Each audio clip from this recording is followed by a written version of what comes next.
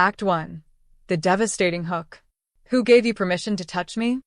The voice was low, dangerous, and entirely too calm for a man I'd just grabbed and kissed without warning. His eyes were dark, unreadable, and fixed on mine with an intensity that made my knees weak for reasons that had nothing to do with the alcohol burning through my system.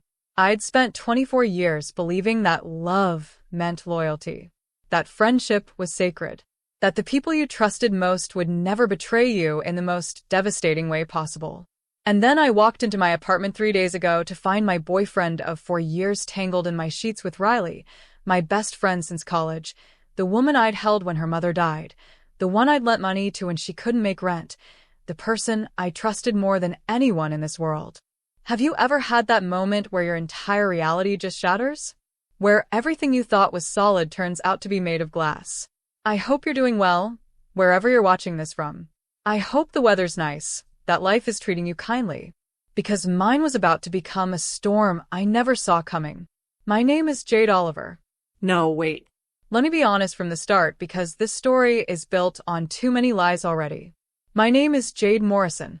I changed it after everything happened, after I went from the broken girl crying on a bathroom floor to the woman who accidentally kissed her way into the most dangerous and intoxicating love affair of her life.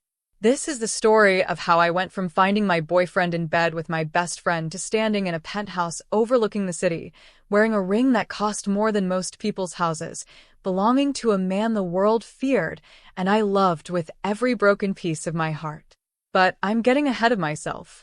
Let me take you back to that bar, to the moment everything changed. If you're enjoying this already, do me a favor and hit that like button, drop a comment telling me where you're from, and subscribe because trust me, you're going to want to hear how this unfolds. Let me start from the beginning.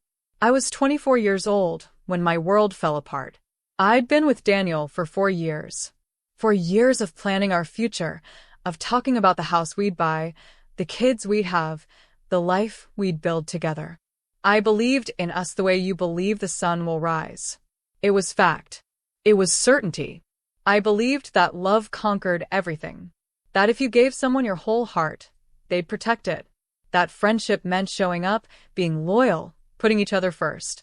I believed Riley when she said she was happy for us, when she helped me plan surprise dates for Daniel, when she stayed up late listening to me gush about how lucky I was. I was an idiot. 3 days before the bar incident, I came home early from my shift at the hospital where I worked as a pediatric nurse. I had a migraine that wouldn't quit, and my supervisor sent me home. I remember being grateful, thinking I'd surprise Daniel. Maybe we'd order takeout and watch a movie. I heard them before I saw them. The sounds coming from our bedroom, from our bed, the one we'd picked out together at that furniture store where we'd laughed about being adults making adult purchases. My hand froze on the doorknob. Part of me knew. Part of me already understood what I was about to see. But the human brain is funny like that. It protects you right up until the moment it can't anymore. I opened the door. Daniel's eyes met mine over Riley's bare shoulder. For a second, just a second, everything stopped. Time suspended. Reality held its breath. And then Riley turned around, and the look on her face wasn't guilt. It was irritation. Like I'd interrupted something important. "Jade," Daniel said, and his voice was steady. Too steady. "We need to talk." I didn't cry. Not then. I just stood there, my purse still on my shoulder, my keys still in my hand, staring at the two people I loved most in the world tangled together in my bed. The bed I'd made that morning before leaving for work. The sheets I'd washed last weekend while Daniel played video games and Riley texted me about meeting for brunch. How long? My voice came out strange. Distant. Like it belonged to someone else. Riley pulled the sheet around herself. "Does it matter?" "How long?" I repeated. 8 months, Daniel said. And there it was. 8 months of lies. 8 months of coming home to him, of texting Riley about my relationship problems, of asking her advice about whether I should be worried that Daniel seemed distant. She'd looked me in the eye and told me I was overthinking things. That Daniel loved me. That I was lucky to have him. I turned and walked out. I didn't take anything. Didn't grab clothes or toiletries or the photograph of my parents I kept on the nightstand. I just left. I stayed with my coworker Maya for those 3 days. She asked questions at first, but eventually she just let me sit on her couch and stare at the wall. I couldn't eat, Couldn't sleep. couldn't process that my entire life had been a lie. On the third night, Maya physically dragged me off the couch. You're showering. You're putting on makeup.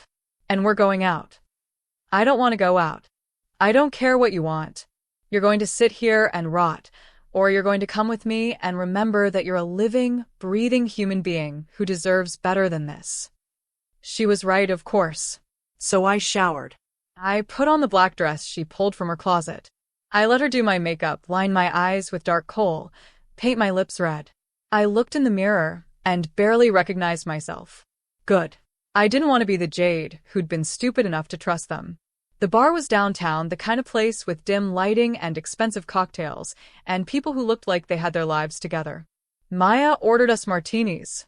I downed mine in 3 swallows and ordered another. Slow down, Maya warned. Why? So I can feel this longer. I signaled the bartender for a third. That's when I saw them. Daniel and Riley walking in together. His hand on the small of her back. The same way he used to touch me.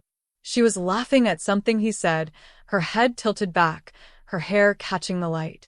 3 days. It had been 3 days since they destroyed my life, and they were already out together like a real couple. Like I'd never existed. My vision went red at the edges. The alcohol was making everything sharp and blurry at the same time. Maya was saying something, her hand on my arm, but I couldn't hear her over the rushing in my ears. They hadn't seen me yet. They were walking toward a booth in the back, completely comfortable, completely at ease. And something in me just snapped. I didn't think. Thinking was what had gotten me into this mess. Thinking Daniel loved me. Thinking Riley was my friend. Thinking loyalty and trust meant something. I was done thinking. I turned to my right. There was a man sitting alone at the bar, nursing what looked like whiskey. I couldn't see his face clearly. Didn't care. He was tall, broad-shouldered, wearing all black. That was enough.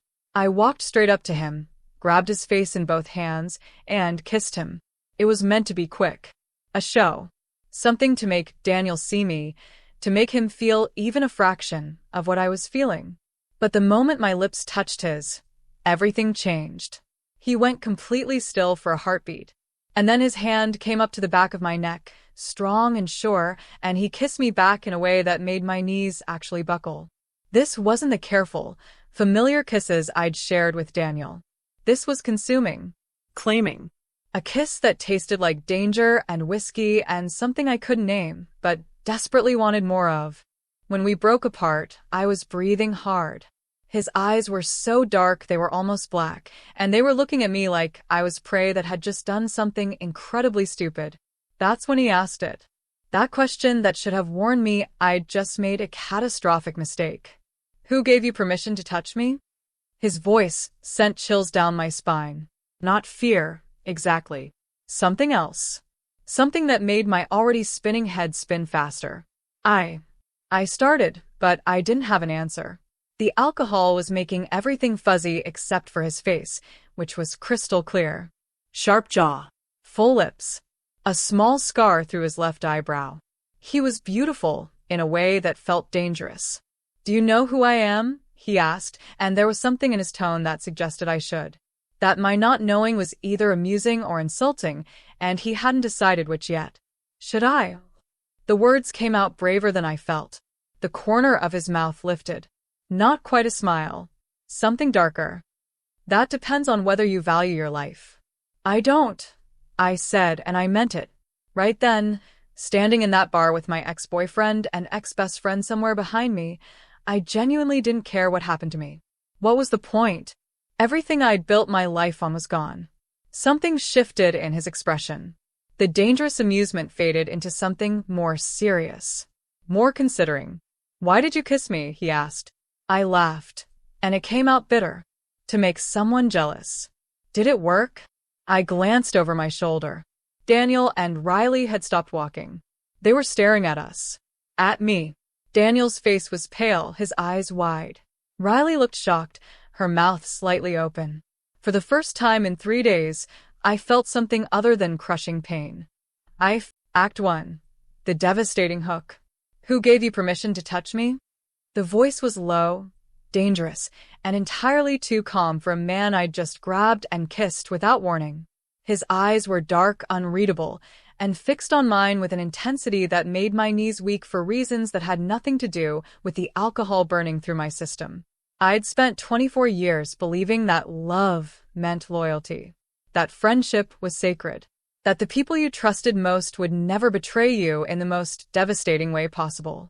And then I walked into my apartment 3 days ago to find my boyfriend of 4 years tangled in my sheets with Riley, my best friend since college, the woman I'd held when her mother died, the one I'd lent money to when she couldn't make rent, the person I trusted more than anyone in this world. Have you ever had that moment where your entire reality just shatters? Where everything you thought was solid turns out to be made of glass? I hope you're doing well, wherever you're watching this from. I hope the weather's nice, that life is treating you kindly, because mine was about to become a storm I never saw coming. My name is Jade Oliver. No, wait. Let me be honest from the start, because this story is built on too many lies already. My name is Jade Morrison. I changed it after everything happened, after I went from the broken girl crying on a bathroom floor to the woman who accidentally kissed her way into the most dangerous and intoxicating love affair of her life. This is the story of how I went from finding my boyfriend in bed with my best friend to standing in a penthouse overlooking the city, wearing a ring that cost more than most people's houses, belonging to a man the world feared and I loved with every broken piece of my heart. But I'm getting ahead of myself. Let me take you back to that bar, to the moment everything changed. If you're enjoying this already, do me a favor and hit that like button, drop a comment telling me where you're from, and subscribe because trust me, you're going to want to hear how this unfolds. Let me start from the beginning. I was 24 years old when my world fell apart. I'd been with Daniel for 4 years. 4 years of planning our future, of talking about the house we'd buy, the kids we'd have, the life we'd build together. I believed in us the way you believe the sun will rise. It was fact. It was certainty. I believed that love conquered everything. That if you gave someone your whole heart, they'd protect it. That friendship meant showing up, being loyal, putting each other first. I believed Riley when she said she was happy for us, when she helped me plan surprise dates for Daniel, when she stayed up late listening to me gush about how lucky I was. I was an idiot. 3 days before the bar incident, I came home early from my shift at the hospital where I worked as a pediatric nurse. I had a migraine that wouldn't quit, and my supervisor sent me home. I remember being grateful, thinking I'd surprise Daniel. Maybe we'd order takeout and watch a movie. I heard them before I saw them. The sounds coming from our bedroom, from our bed, the one we'd picked out together at that furniture store where we'd laughed about being adults making adult purchases. My hand froze on the doorknob. Part of me knew. Part of me already understood what I was about to see. But the human brain is funny like that. It protects you right up until the moment it can't anymore. I opened the door. Daniel's eyes met mine over Riley's bare shoulder. For a second, just a second, everything stopped. Time suspended. Reality held its breath. And then Riley turned around, and the look on her face wasn't guilt. It was irritation. Like I'd interrupted something important. "Jade," Daniel said, and his voice was steady. Too steady. "We need to talk." I didn't cry. Not then. I just stood there, my purse still on my shoulder, my keys still in my hand, staring at the two people I loved most in the world tangled together in my bed. The bed I'd made that morning before leaving for work. The sheets I'd washed last weekend while Daniel played video games and Riley texted me about meeting for brunch. How long? My voice came out strange. Distant. Like it belonged to someone else. Riley pulled the sheet around herself. "Does it matter?" "How long?" I repeated. 8 months, Daniel said. And there it was. 8 months of lies. 8 months of coming home to him, of texting Riley about my relationship problems, of asking her advice about whether I should be worried that Daniel seemed distant. She looked me in the eye and told me I was overthinking things. That Daniel loved me. That I was lucky to have him. I turned and walked out. I didn't take anything. Didn't grab clothes or toiletries or the photograph of my parents I kept on the nightstand. I just left. I stayed with my coworker Maya for those 3 days. She asked questions at first, but eventually she just let me sit on her couch and stare at the wall. I couldn't eat, Couldn't sleep. couldn't process that my entire life had been a lie. On the third night, Maya physically dragged me off the couch. You're showering. You're putting on makeup. And we're going out. I don't want to go out. I don't care what you want. You're going to sit here and rot, or you're going to come with me and remember that you're a living, breathing human being who deserves better than this. She was right, of course. So I showered. I put on the black dress she pulled from her closet. I let her do my makeup, line my eyes with dark kohl, paint my lips red. I looked in the mirror and barely recognized myself. Good. I didn't want to be the Jade who'd been stupid enough to trust them. The bar was downtown, the kind of place with dim lighting and expensive cocktails, and people who looked like they had their lives together. Maya ordered us martinis. I downed mine in 3 swallows and ordered another. Slow down, Maya warned. Why? So I can feel this longer. I signaled the bartender for a third. That's when I saw them. Daniel and Riley walking in together. His hand on the small of her back. The same way he used to touch me. She was laughing at something he said, her head tilted back, her hair catching the light. 3 days. It had been 3 days since they destroyed my life, and they were already out together like a real couple. Like I'd never existed. My vision went red at the edges. The alcohol was making everything sharp and blurry at the same time. Maya was saying something, her hand on my arm, but I couldn't hear her over the rushing in my ears. They hadn't seen me yet. They were walking toward a booth in the back, completely comfortable, completely at ease.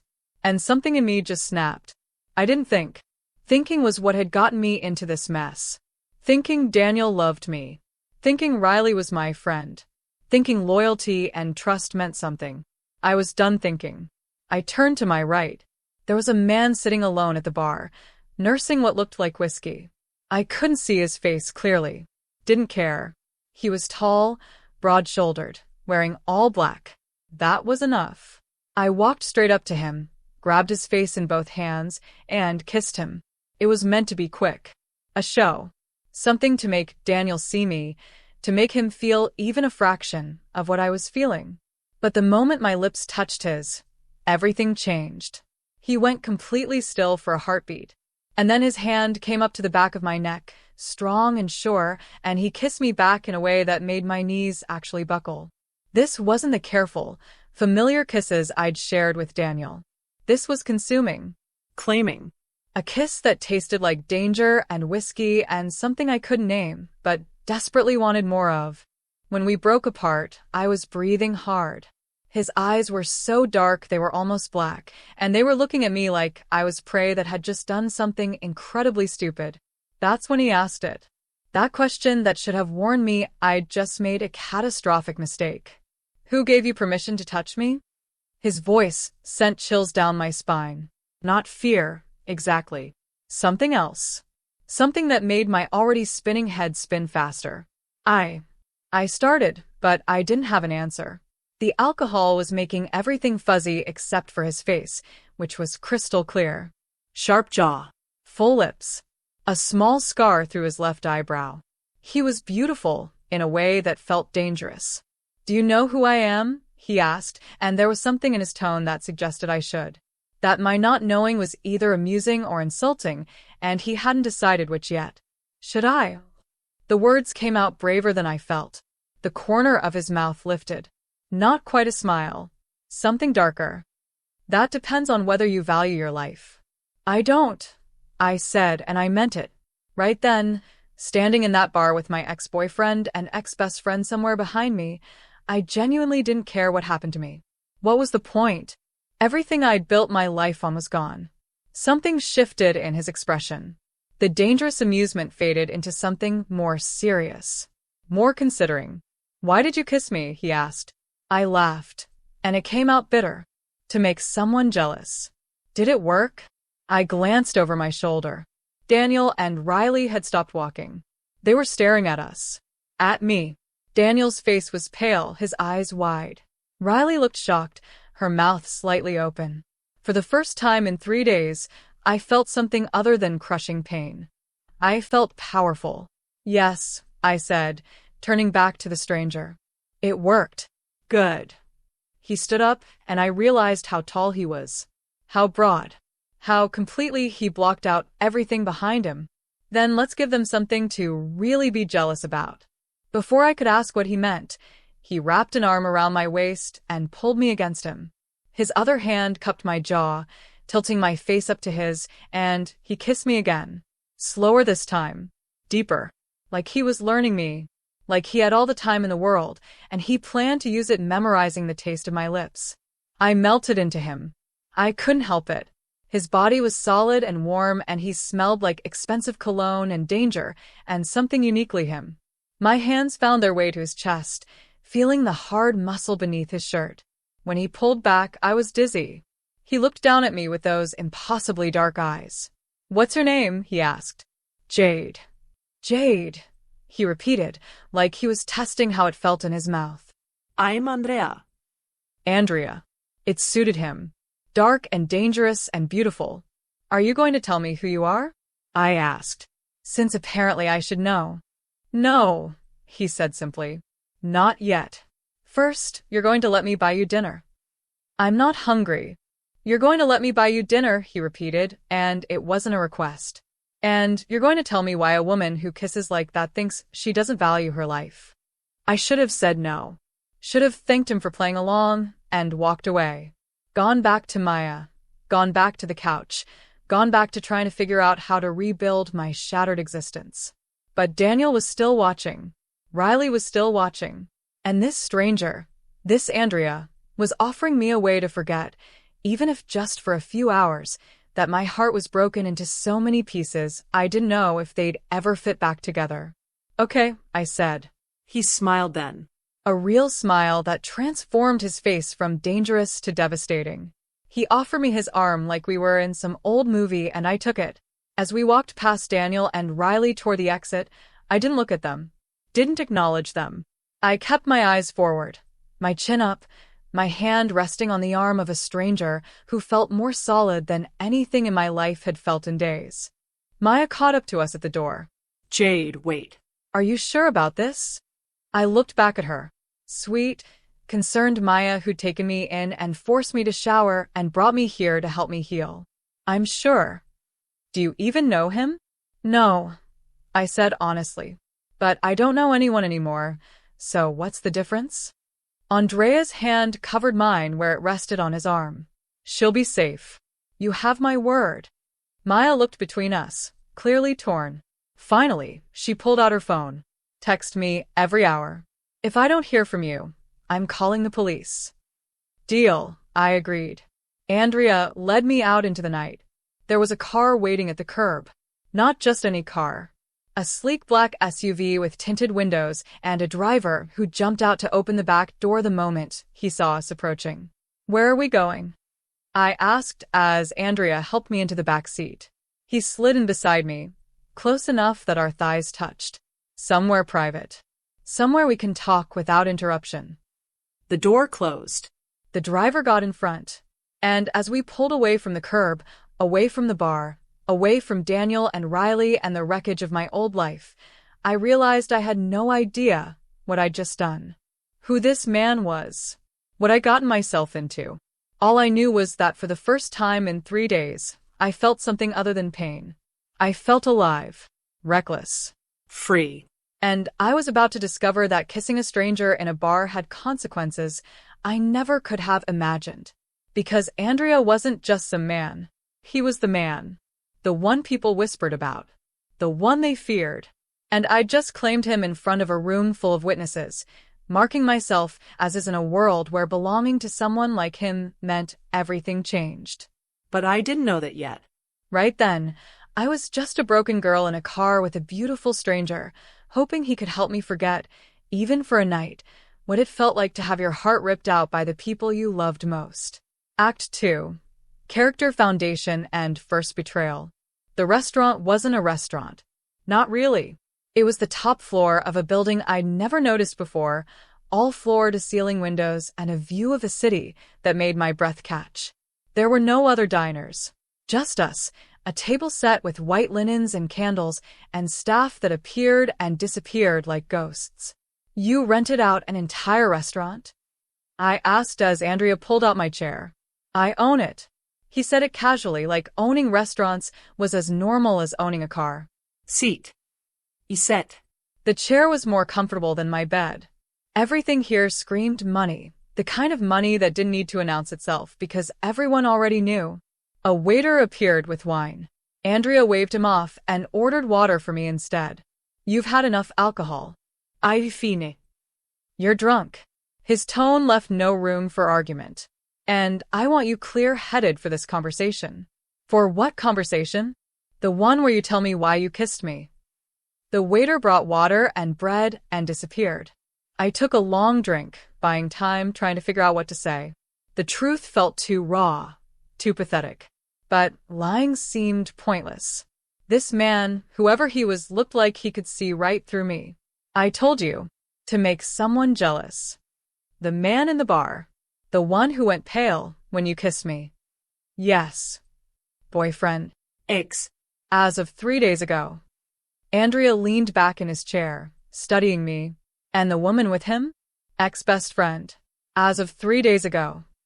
The words tasted bitter. I found them together. In my bed. In my apartment. Something flickered across his face. Not sympathy, exactly. Something harder. How long were they betraying you? 8 months. According to Daniel, anyway. Could be longer. At this point, I don't trust a single word that comes out of his mouth. And you loved him. It wasn't a question, but I answered anyway. I thought I did. Now I'm not sure I ever knew what love was supposed to feel like. The food arrived. I hadn't ordered anything, but plate after plate appeared. Pasta that smelled like heaven. Chicken that looked like art. Vegetables I couldn't name, but wanted to try. My stomach, which had been a knot for days, suddenly remembered it was empty. Eat, Andrea said. I picked up my fork. The first bite of pasta melted on my tongue, and I nearly moaned. This is incredible. The chef is from Rome. I stole him from a 3-Michelin-star restaurant. You just steal whatever you want. His smile was dangerous. Usually. We ate in silence for a while. I was halfway through my second helping when I realized I felt almost normal. The sharp edges of my pain had dulled to something manageable. Maybe it was the food. Maybe it was the company. Maybe it was just exhaustion finally catching up with me. Tell me about them, Andrea said. Daniel and Riley. Why do you want to know? Because I want to understand what kind of man would be stupid enough to betray you. The compliment caught me off guard. I set down my fork. We met in college. Daniel was studying computer science. I was pre-nursing. We had a philosophy class together. He made me laugh during a lecture about Kant, and that was it. We started dating 2 weeks later. And the friend, Riley, and I met freshman year. Roommates. She was from California, all sunshine and confidence. I was from a small town in Ohio, scared of everything. She taught me how to be brave. Or I thought she did. I picked up my water glass, needing something to do with my hands. We were inseparable. After graduation, when I got into nursing school here and Daniel got a job at a tech startup, Riley moved with us.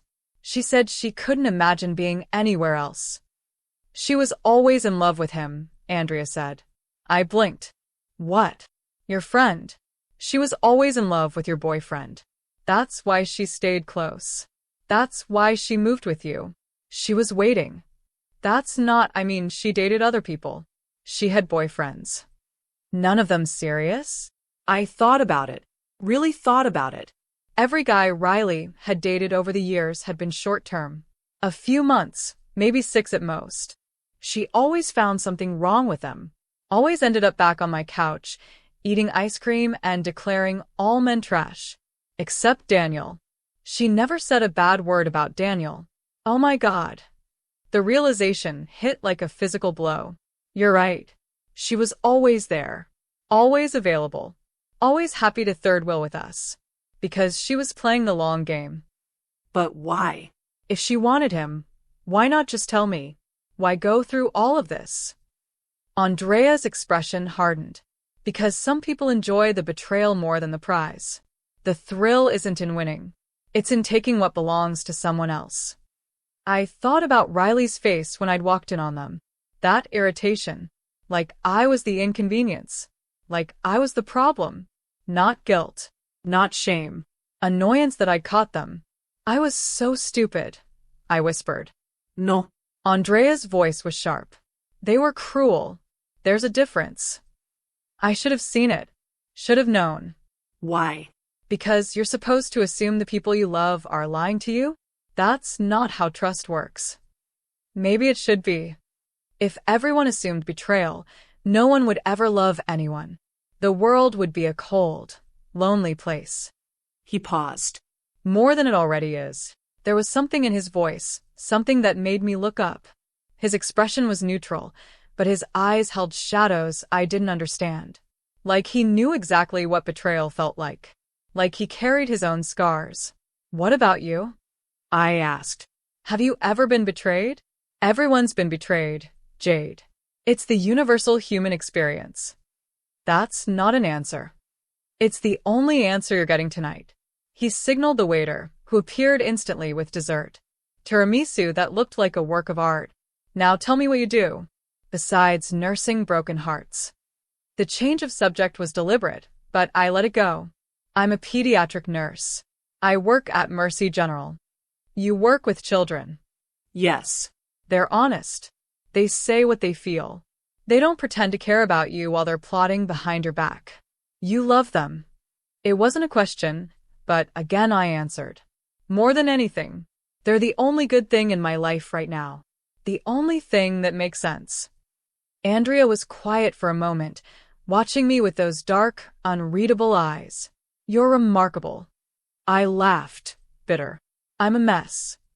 You're a woman who had her heart broken 3 days ago and still went to work, still showed up for those children, still kept going even when everything hurt. That's not a mess. That's strength. Tears pricked my eyes.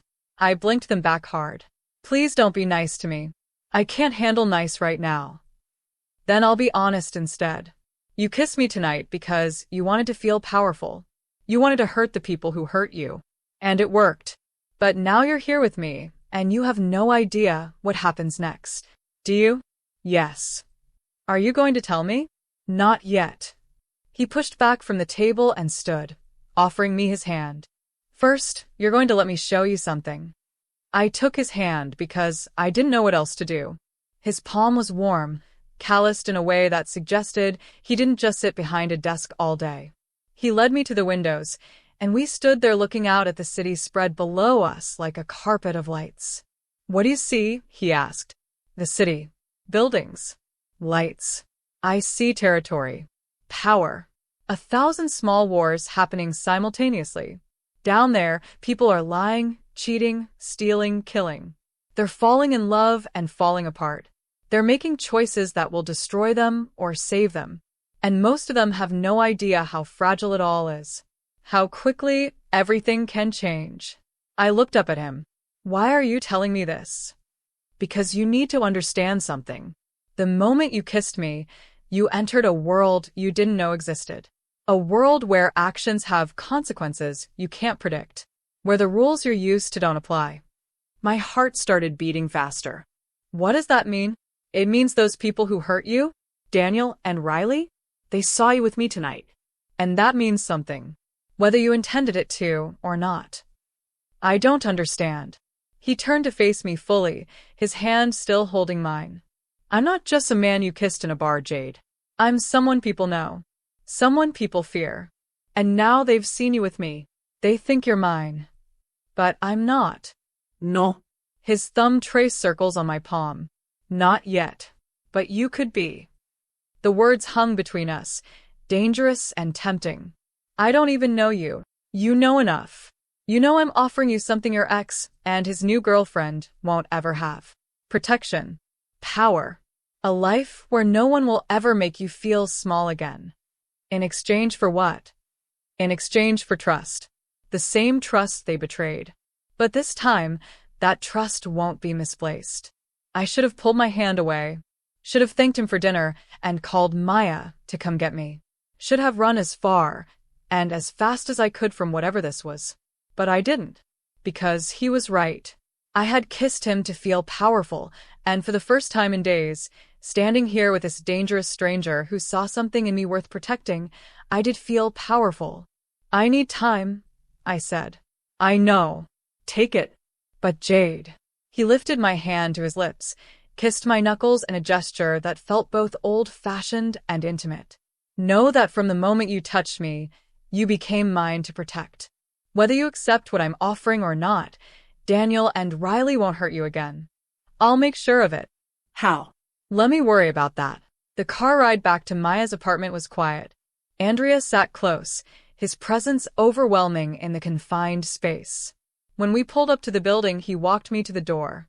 Thank you, I said. For dinner. For listening. For everything.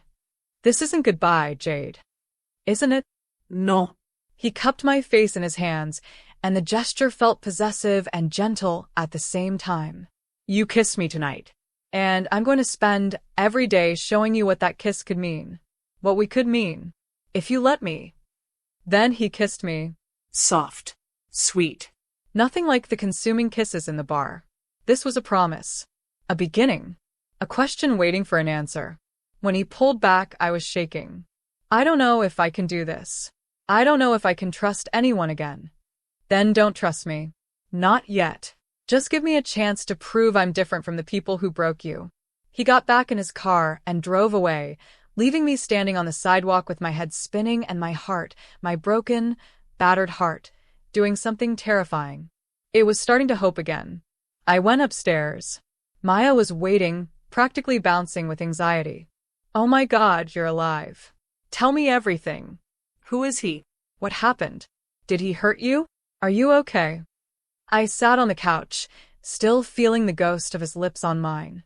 I have no idea who he is. But Maya? I think I'm in trouble. Bad trouble. I thought about his eyes, his hands, his promise that no one would hurt me again. I don't know. Maybe. But right now, it's the best kind of trouble I could ask for. What I didn't know, what I couldn't know yet, was that Andrea Romano wasn't just dangerous. He was the most dangerous man in the city, the head of an empire built on fear and loyalty and blood. And I had just marked myself as his in front of everyone who mattered in his world. The next morning, I woke up to 17 missed calls from Daniel and 12 texts from Riley. I deleted them all without reading them.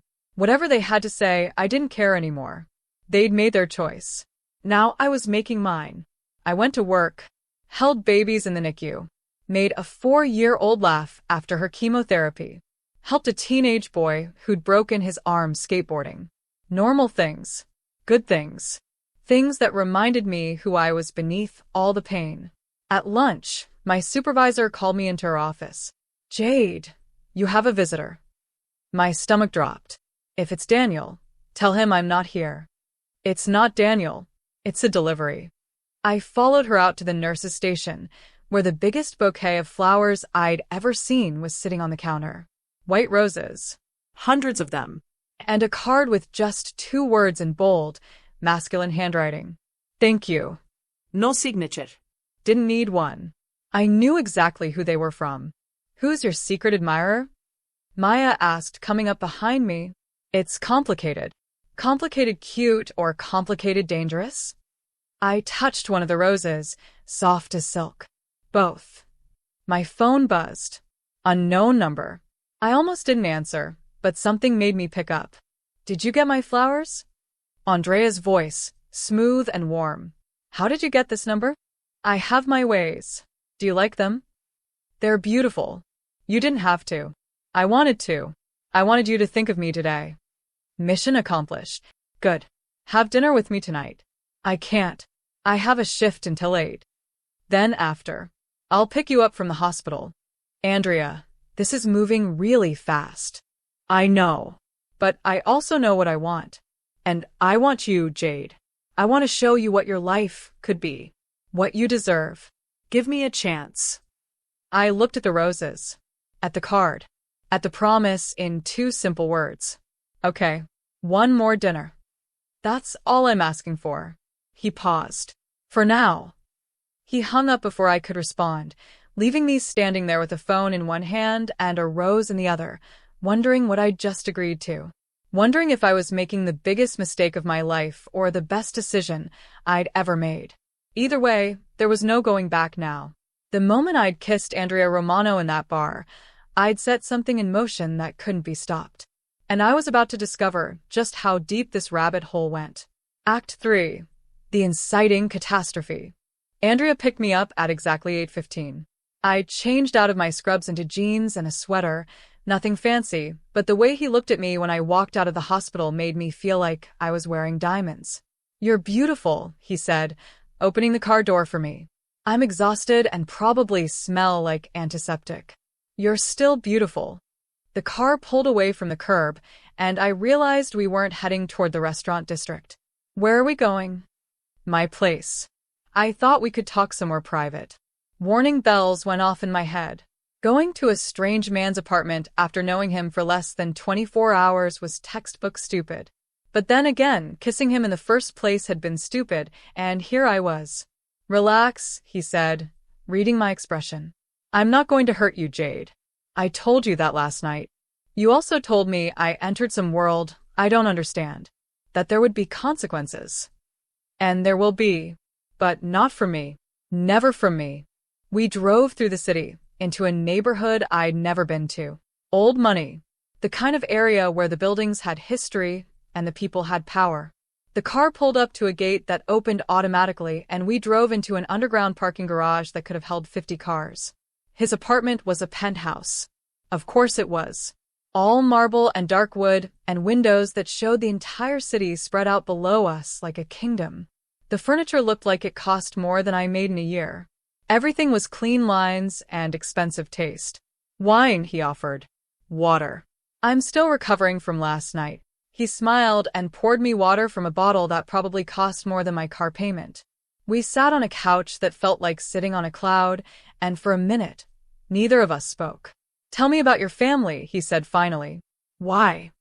"Because I want to know you. Really know you." I sighed. "There's not much to tell. My mom died when I was 12. Cancer. My dad raised me alone, worked 3 jobs to put me through nursing school. He died 2 years ago. Heart attack. I have no siblings, no extended family that I'm close to. It's just me." Something shifted in his expression. Understanding, maybe. Or recognition. "I'm sorry." "Don't be. They gave me everything they could.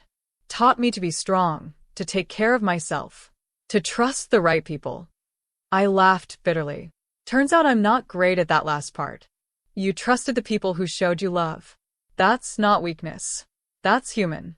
What about you? Do you have family? His jaw tightened. I did. Once. And now? Now I have associates. People who work for me. People who depend on me. But family? He shook his head. That's a luxury I gave up a long time ago. Why? Because in my world, family is a liability. Something people can use against you. Something that gets hurt to make a point. The way he said it, flat and final, told me there was a story there. A painful one. But before I could ask, his phone rang. He glanced at the screen and his expression changed. Hardened. "I need to take this. Wait here." He stepped out onto the balcony, and I watched through the glass as his posture changed. The man who'd been gentle with me, who'd kissed my hand and sent me flowers, disappeared. In his place was someone else.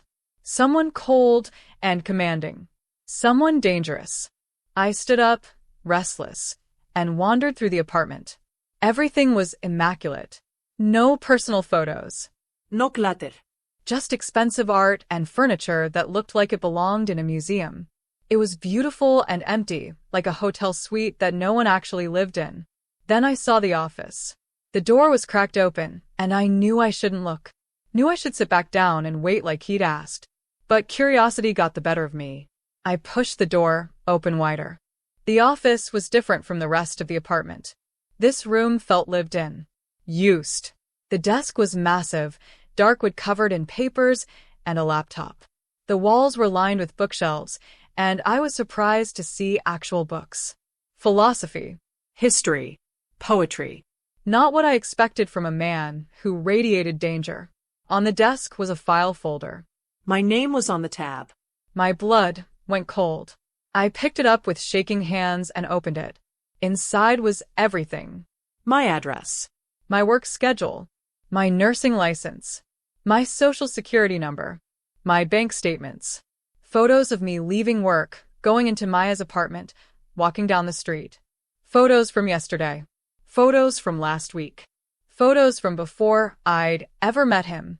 He'd been watching me, or having me watched. For how long? I was wondering when you'd find that. I spun around. Andrea was standing in the doorway, his expression unreadable. What is this? My voice shook. Why do you have a file on me? Because I needed to know who you were before I decided what to do with you. Do with me? I'm not a thing. I'm a person. A person who kissed me in a bar full of witnesses. A person who marked herself as mine in front of people who will use that information. I needed to know if you were a threat. A threat? I'm a nurse. I take care of sick children. What threat could I possibly be? He walked into the room, closing the distance between us. You could be someone sent to get close to me. Someone working for my enemies. Someone trying to find a weakness. That's insane. That's my reality. He took the file from my hands gently. And now it's yours too. I backed away from him. This is crazy. You're crazy. I need to leave. Jade, wait. No. This is too much. I don't know what kind of life you live, but I want no part of it. I kissed you because I was hurt and drunk and stupid. That's it. There's nothing more. There's everything more. His voice was intense. You think you can just walk away? You think Daniel and Riley haven't already told everyone they know that you're with me? You think the people in that bar didn't see us leave together? So what? I'll tell them it was a mistake. One night. Nothing's serious. It doesn't work that way. Not in my world. Then I'll leave your world. I'll go back to mine. You can't. Don't you understand? The moment you touched me, you put yourself in danger. There are people who will try to hurt you to get to me. People who will see you as leverage. As a weapon to use against me. My legs felt weak. I sat down hard on the couch. This can't be happening. Andrea knelt in front of me, his hands on my knees. Listen to me. I know this is overwhelming. I know you didn't ask for any of this. But it's done. And the only way to keep you safe now is to make it real. Make what real? Us. The relationship everyone already thinks we have. If people believe you're under my protection, they won't touch you. But if they think you were just a one-night thing, that you mean nothing to me, you become fair game. I stared at him. You're asking me to pretend to be your girlfriend to keep me safe from threats I don't even understand? I'm asking you to let me protect you from the consequences of a choice you made. A choice I should have stopped but didn't because the moment your lips touched mine, I wanted you. I still want you. And I'm not in the habit of letting go of things I want. This is insane. I know. I should call the police. And tell them what? That a man has a background check on you? That's not illegal. That he wants to keep you safe? Also not illegal. The stalking photos? Security footage from public places? Still not illegal. He was right. Technically, he hadn't done anything criminal. But it felt wrong. All of it felt wrong. Except for the part where his hands were warm on my knees and his eyes were intense and genuine. Except for the part where some small, broken piece of me wanted to believe that someone cared enough to protect me. How long? I asked. How long would I have to do this? Until the danger passes. Until people stop seeing you as a way to get to me. And how long is that? I don't know. Weeks. Months. Maybe longer. And what does this fake relationship entail exactly? Public appearances. You'd need to be seen with me. At events. Restaurants. Places where people can see we're together. You'd need to move in here where I can keep you secure. Move in? Absolutely not. Maya's apartment isn't safe. If someone wants to hurt you, that's the first place they'll look. So, I'm supposed to give up my entire life? My independence? My freedom? I'm asking you to temporarily adjust your life to stay alive. I stood up, pacing. This is ridiculous. You're being paranoid. Am I? He pulled out his phone and showed me a photo. It was Daniel, leaving his apartment building. The timestamp was from this morning. This is your ex 20 minutes after my flowers were delivered to your hospital. He got a visit from two men. They asked him questions about you. About us. About what happened at the bar. My blood ran cold. Who were they? People who work for someone who doesn't like me very much. People who are very interested in anyone I show interest in. What did Daniel tell them? Everything he knows. Which isn't much, but enough to make you a person of interest. I felt sick. I didn't ask for any of this. I know. And if I could go back and stop you from kissing me, knowing what it would cost you, I would. But I can't. So now we deal with the reality we're in. I looked at him.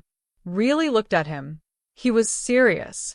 This wasn't a game or a manipulation. He genuinely believed I was in danger. And the scary part was I was starting to believe it too. If I agree to this, to pretending, to moving in here, what are the rules? You maintain your job, your routine as much as possible. But you have security with you at all times. You don't go anywhere without telling me. You don't meet with Daniel or Riley under any circumstances. And in public, you act like you're mine. And in private? In private, you have your own room, your own space. I won't touch you unless you want me to. And if I decide I do want you to, something dark and hungry flashed in his eyes. Then I'll show you exactly what it means to be wanted by someone like me. My heart was racing. This was crazy. Completely, utterly insane. But what choice did I have? If he was telling the truth, if I really was in danger, then running wouldn't help. Denying it wouldn't help. The only thing that might keep me safe was standing right in front of me. 1 month, I said.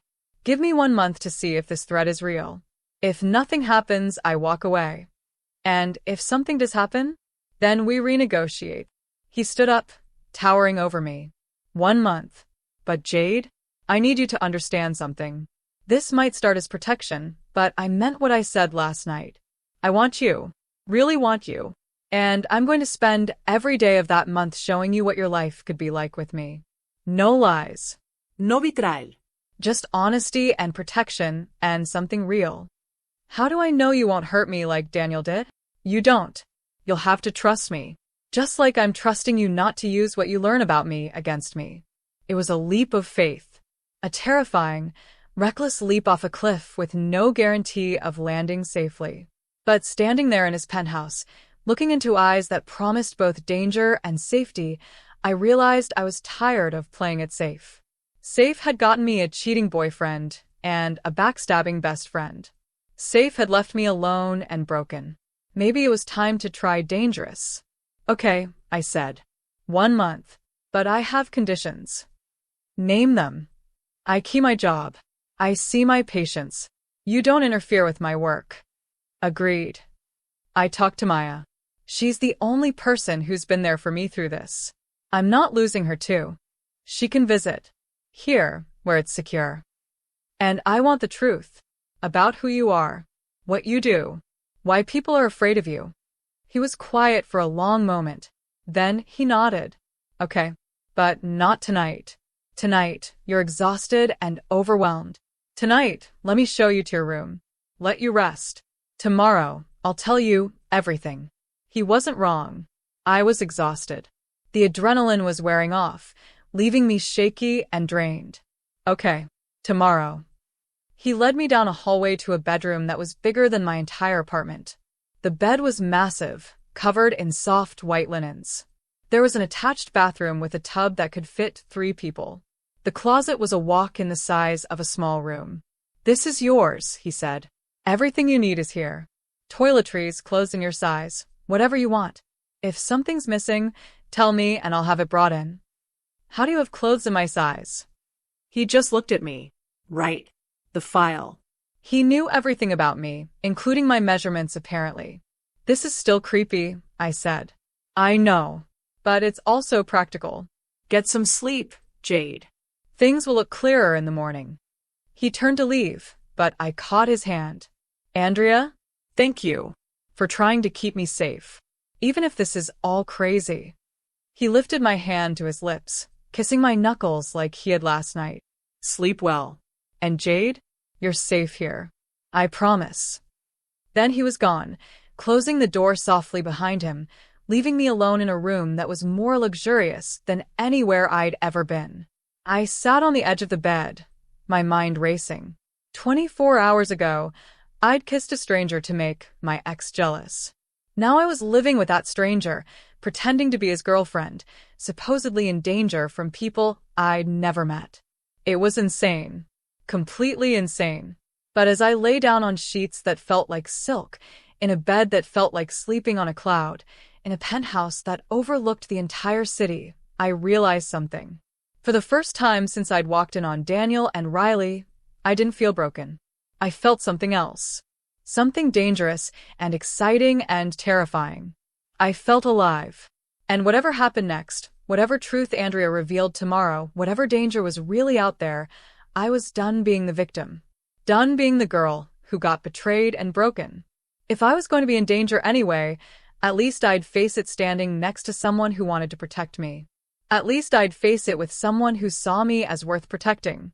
I fell asleep thinking about dark eyes and dangerous promises and the way his lips had felt on mine.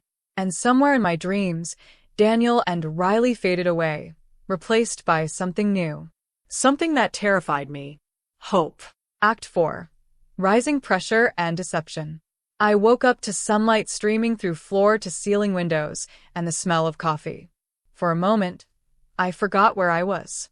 Then it all came rushing back. The file. The threats. The agreement.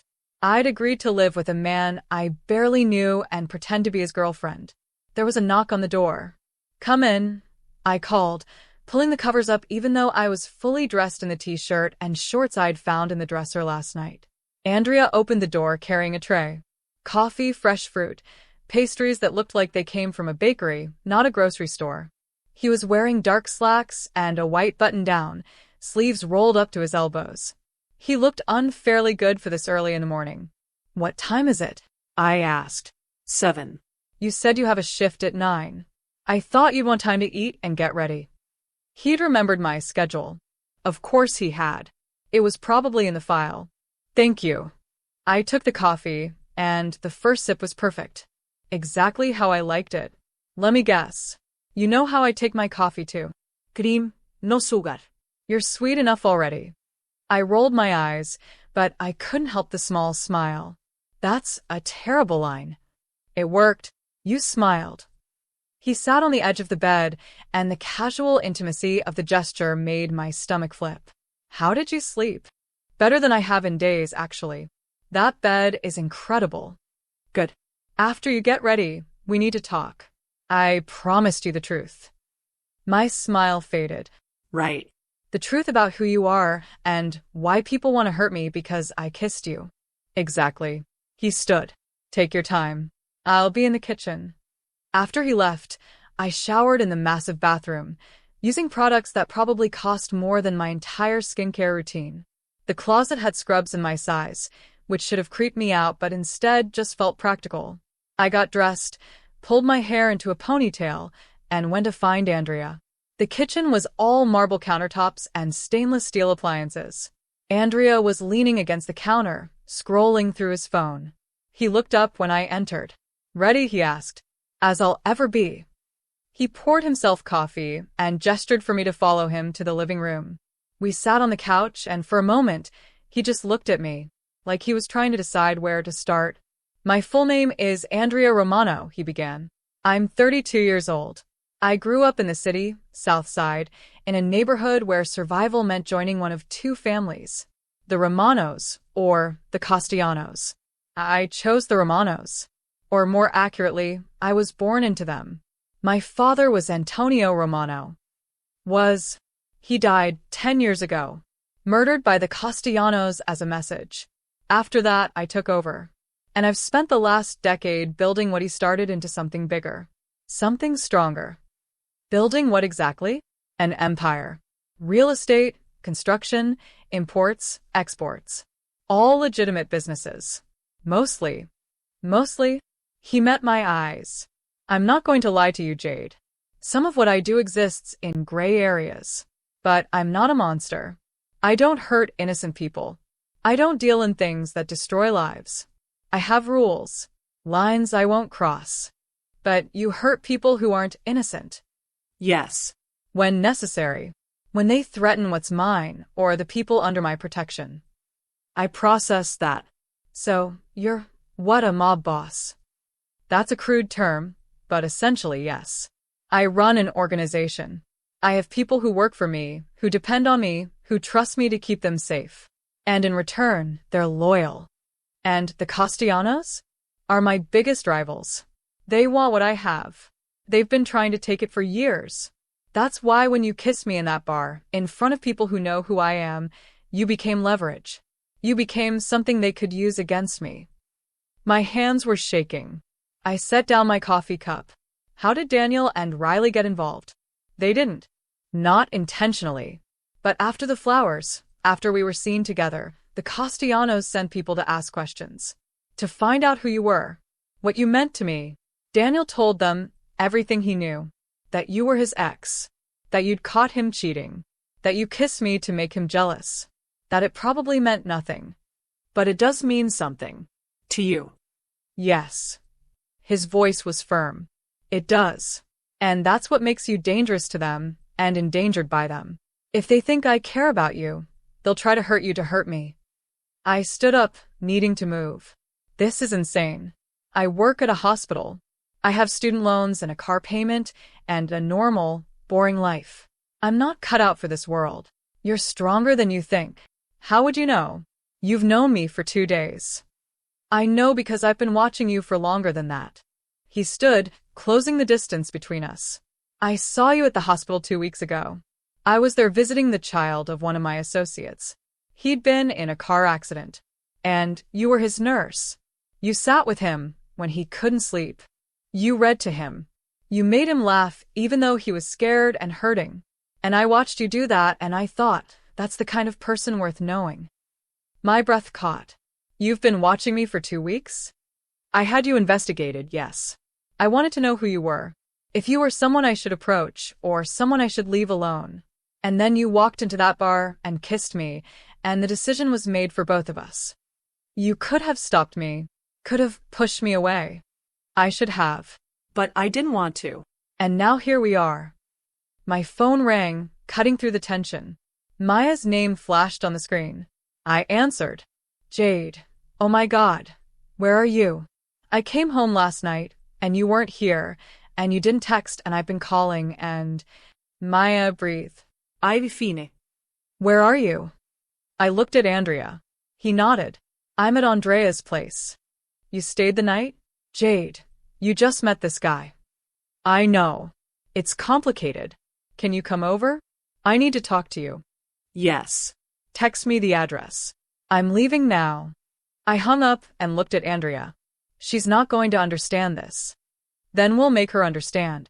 Together. 20 minutes later, Maya was sitting in Andrea's living room, looking around like she'd stepped into another dimension. Which, to be fair, she kind of had. This is your apartment? She asked Andrea. Yes. And you've known Jade for how long? 2 days. And she's living here now? For her safety, yes. Maya turned to me. Jade, what the hell is going on? So we told her. Everything. The file. The threats. The Castellanos. Andrea's world, and how I'd accidentally stumbled into it. With every word, Maya's eyes got wider. This is insane, she said when we finished. This is actually insane. I know. You're telling me that you kissed a mob boss in a bar and now you're in danger from his enemies? That's the short version, yes. Maya stood up, started pacing. Okay. We need to call the police. We need to get you into protective custody or something.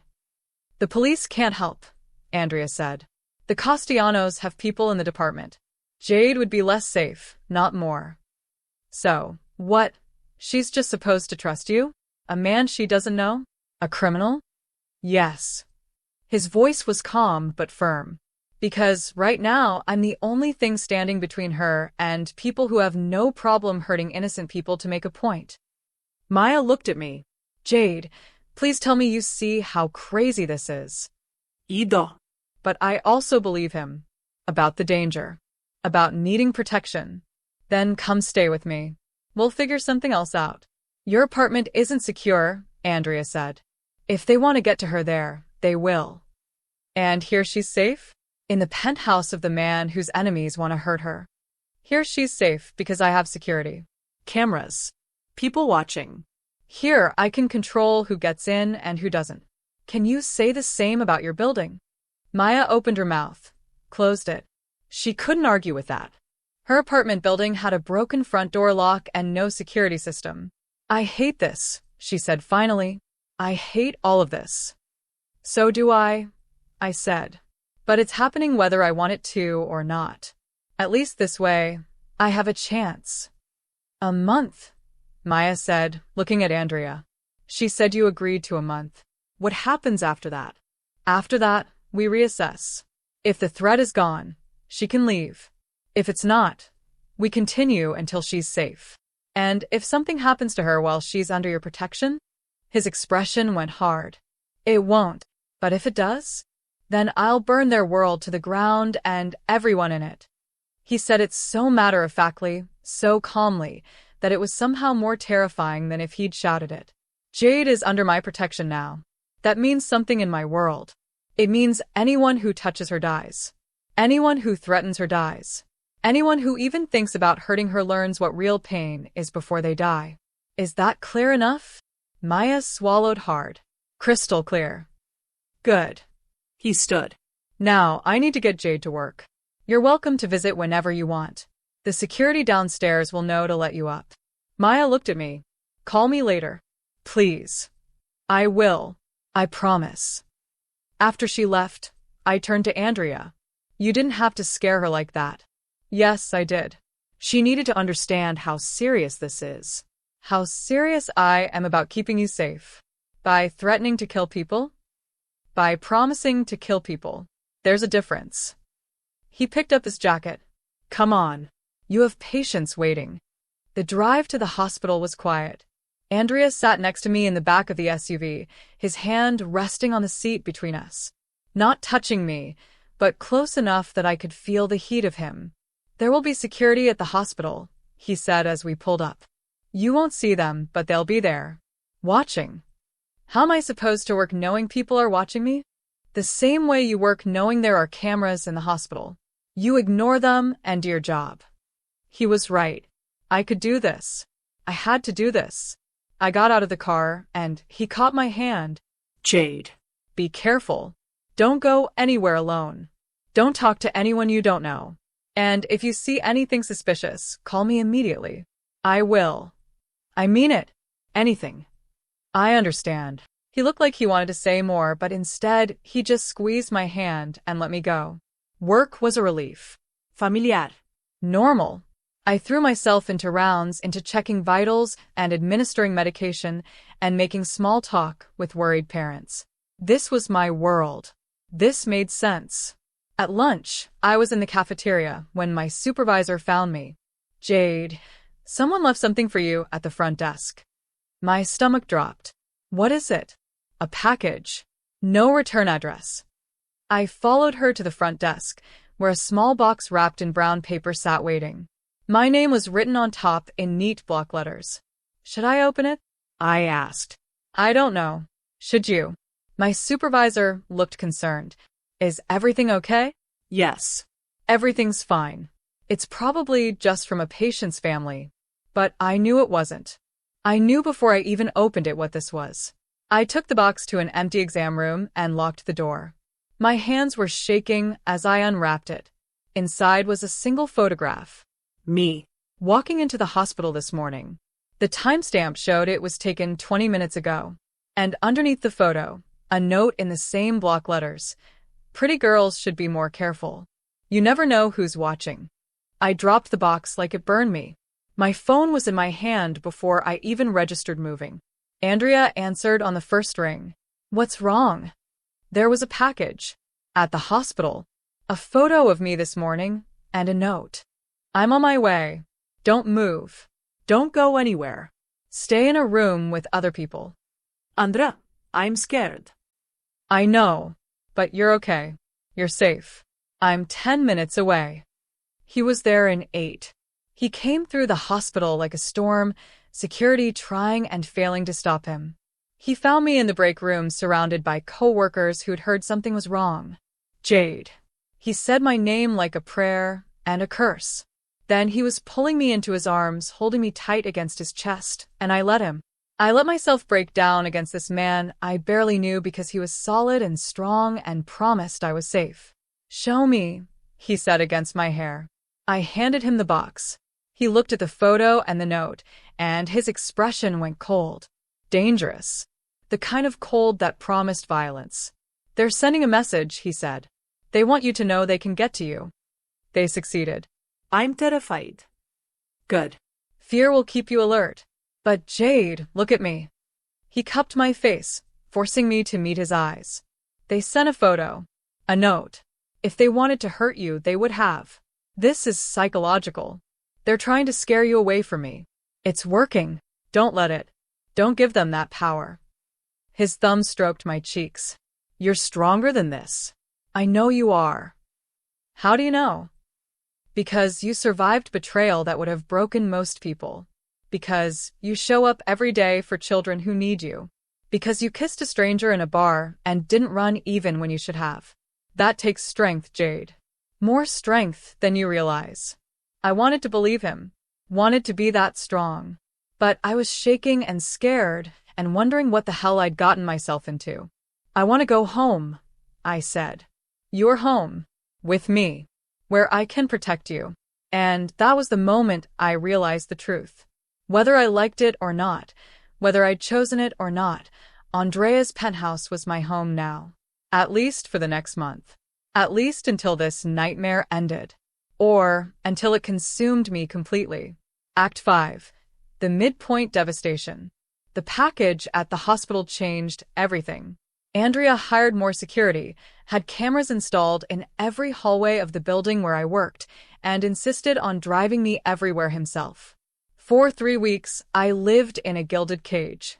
Beautiful, comfortable, suffocating. But something else was happening too. Something I hadn't expected. I was falling for him. It started small. The way he remembered how I took my coffee. How he'd have dinner waiting when I came home from long shifts. The way he listened when I talked about my patients, genuinely interested, asking questions. The way he'd sit with me on the couch, not touching, just present, when I needed company. Then there were the bigger things. He donated $2 million to the hospital's pediatric wing, anonymously, after I mentioned they needed new equipment. He had my student loans paid off without telling me, and I only found out when I got a notice that my balance was zero. When I confronted him, he just shrugged and said, "You shouldn't have to carry that burden." That was $60,000, I'd said. And you'll spend your career saving children's lives. Consider it an investment in the future. We hadn't slept together. Hadn't even kissed since that first night. But the tension between us was thick enough to cut. Every accidental touch felt electric. Every long look across the dinner table felt loaded with possibility. Maya visited twice a week. She was still wary of Andrea, but even she had to admit I seemed happier. Safer. More like myself than I'd been in months. "He's good for you," she said one evening while we were having wine on the balcony. Andrea was in a meeting in his office, something about a construction deal. "I hate that he's a criminal, but he's good for you." "He's not all criminal," I defended. "Most of what he does is legitimate." "Most isn't all, Jade." "I know. But nothing's perfect, right?" She studied me. "You're in love with him." "I'm not." "Yes, you are. I can see it. The way you look at him. The way you light up when he walks in the room. You're in love with him." I didn't deny it. Couldn't. Because she was right. The realization terrified me. I'd sworn I'd never trust anyone again after Daniel. Never put my heart on the line. But here I was, living with a man who'd shown me more genuine care in 3 weeks than Daniel had in 3 years. "Does he know?" Maya asked. "I don't think so. We haven't talked about it. About us. About what happens after the month is up. Maybe you should. That night, after Maya left, I found Andrea in his office. He was standing at the window, phone to his ear, speaking in rapid Italian. When he saw me, he ended the call. Everything okay? He asked. We need to talk. Something shifted in his expression. That sounds ominous. It's been 3 weeks, I said. 3 weeks and nothing's happened since the package. No more threats. No more photos. Maybe the danger is over. Or maybe they're waiting, planning something bigger. Or maybe they've moved on. Maybe they realized I'm not worth the trouble. He crossed the room in 3 strides. You are worth every trouble in the world. Don't say that. Andrea, I can't live like this forever. Looking over my shoulder. Afraid to go anywhere alone. I need my life back. Your life is here. With me. As what? Your pretend girlfriend? Your charity case? As mine, he said fiercely. Not pretend. Not charity. Mine. Really mine. If you want to be. My heart was pounding. What are you saying? I'm saying the last 3 weeks have been the best of my life. I'm saying I wake up excited to see you. I'm saying I go to sleep thinking about you. I'm saying this stopped being about protection somewhere around day 3, and now it's about the fact that I'm in love with you. The words hung in the air between us. Heavy. True. Terrifying. You love me? Yes. I love you, Jade. I love your strength, your compassion, the way you care about your patients, the way you've adapted to this world without losing who you are.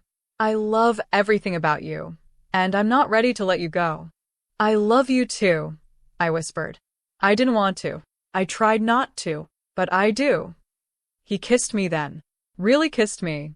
Not the desperate, alcohol-fueled kiss from the bar. Not the gentle promise kiss from our first dinner. This was claiming. This was real. This was I love you and you're mine, and I'm never letting go. We made it to his bedroom. His hands were in my hair, mine were tugging at his shirt, and for the first time in 3 weeks, the tension between us finally broke. He was gentle and fierce at the same time, worshipping every inch of me like I was something precious. Something worth keeping. Afterward, we lay tangled in his sheets, his hand tracing patterns on my bare shoulder. Stay, he said. Not because of the threats, not because you have to, but because you want to. I want to, I said. But, Andrea, I need to know this is real. That you're not just saying this to keep me here. It's real. More real than anything in my life has ever been. I believed him. God help me, I believed him. The next morning, I woke up to an empty bed. Andrea's side was cold. I pulled on his shirt and went looking for him. He wasn't in the kitchen. Wasn't in the living room. His office door was closed, and I could hear voices inside. Raised voices. I should have walked away. Should have given him privacy. But something in my gut told me to listen. You're being reckless, a man's voice said. She's a liability. She's under my protection, Andrea replied. She's a distraction. The Castellanos are planning something, and you're too busy playing house to see it. I see everything. Do you? Because from where I'm standing, you've gone soft. All because of some girl you met in a bar. Watch your mouth, Vincent. That's not just some girl. That's Your what? Your girlfriend? Your weakness? Because that's what they see. That's what everyone sees. There was a long pause. Then Andrea spoke, his voice cold. What are you saying? I'm saying maybe the package was a warning you should have listened to. I'm saying maybe she should go back to her normal life before this gets any worse. That's not your decision to make. Then whose decision is it? Because you're compromised. You've been compromised since the moment she kissed you. My blood ran cold. I pushed open the door. Both men turned to look at me. Andrea's expression shifted from anger to concern. The other man, Vincent, just looked annoyed. How much did you hear? Andrea asked. Enough. I looked at Vincent. You think I'm a liability. I think you're a civilian in a world you don't understand. And I think my cousin has lost his objectivity because of you. Cousin? Of course. The family resemblance was there now that I looked for it. Same dark eyes. Same sharp features. Vincent. Andrea's voice held a warning. No, it's fine, I said. He's right. I am a civilian. I don't understand this world. But I understand loyalty. And I understand that I'm not going to be the reason Andrea gets hurt or distracted or worse. Jade. I should go. Back to Maya's apartment. Back to my normal life. This was always temporary anyway, right? No. Andrea was across the room in seconds. No, you're not leaving. Not because Vincent thinks you're a liability. Not because you're scared. Not for any reason. You said it yourself. I'm a distraction. You're everything. And I don't care if that makes me compromised or reckless or soft.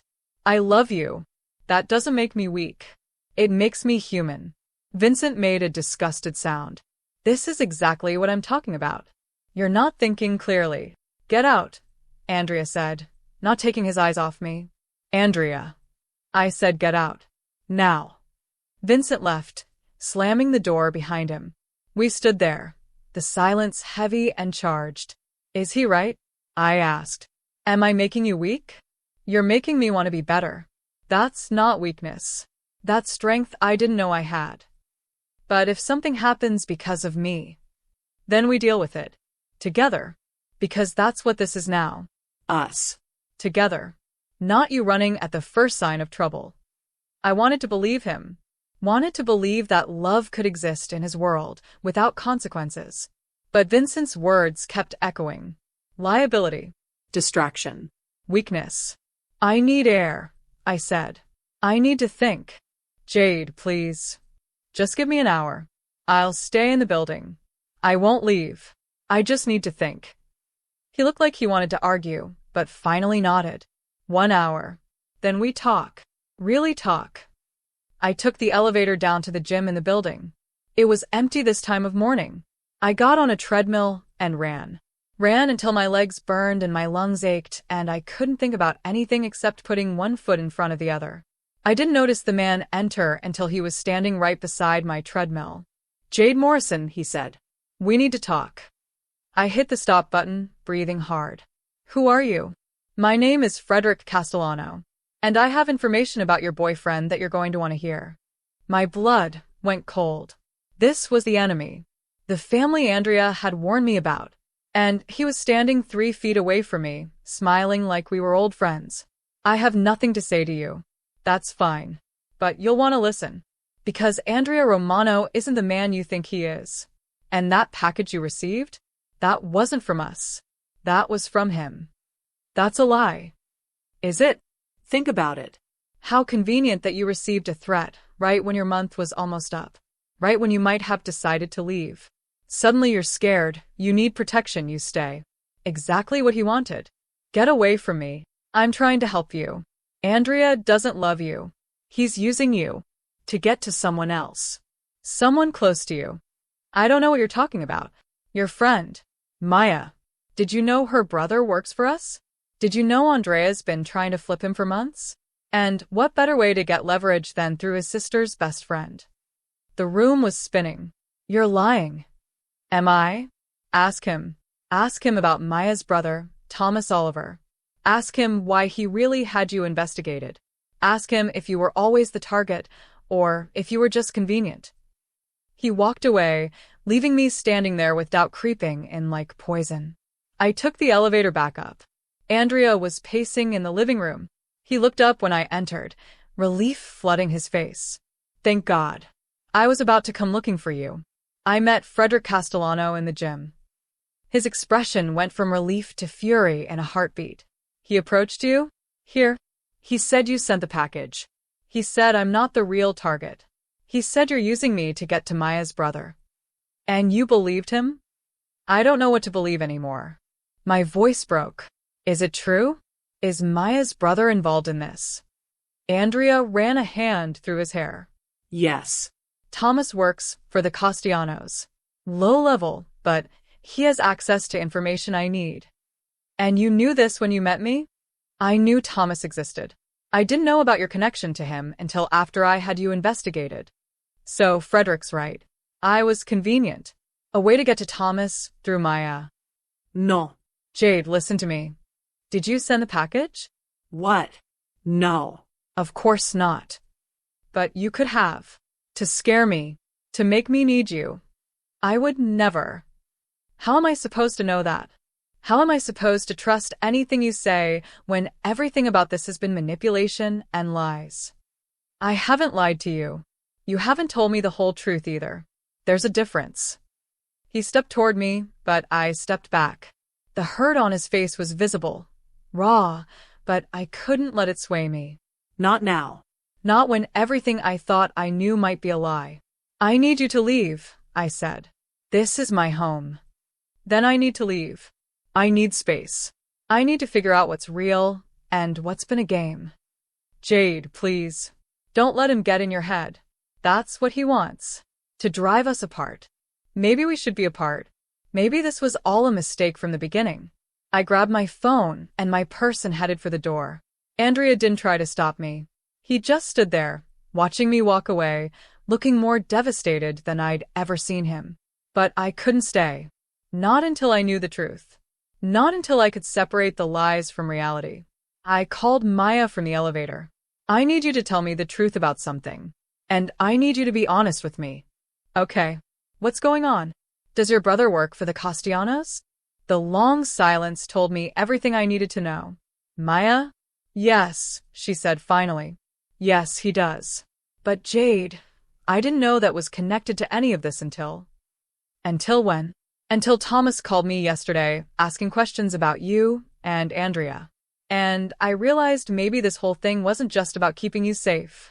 I hung up, leaned against the elevator wall, and finally let myself break. Everything I thought was real might have been a lie. The man I loved might have been using me all along. And I had no idea who to trust anymore. Not Daniel, who'd betrayed me with my best friend. Not Riley, who'd pretended to care while stabbing me in the back.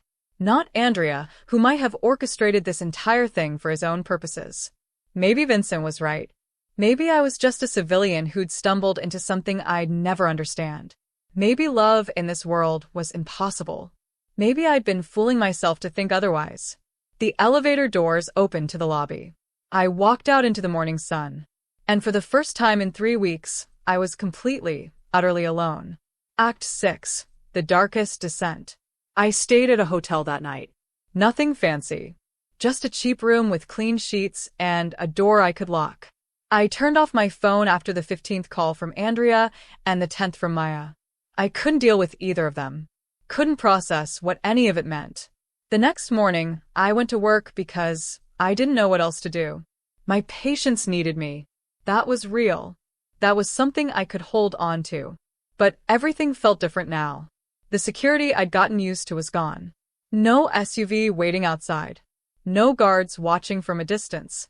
Just me, vulnerable and exposed, exactly like I'd been before Andrea. Around noon, my supervisor called me into her office again. This time, Daniel was there. My stomach dropped. What is he doing here? He says he needs to talk to you. About something important. I told him you were working, but he insisted it was urgent.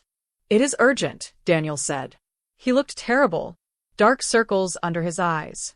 His hair uncombed. Jade, please. Just 5 minutes. I have nothing to say to you. Then just listen. Please. Against my better judgment, I nodded. My supervisor left, closing the door behind her. What do you want, Daniel? To warn you. About Andrea Romano.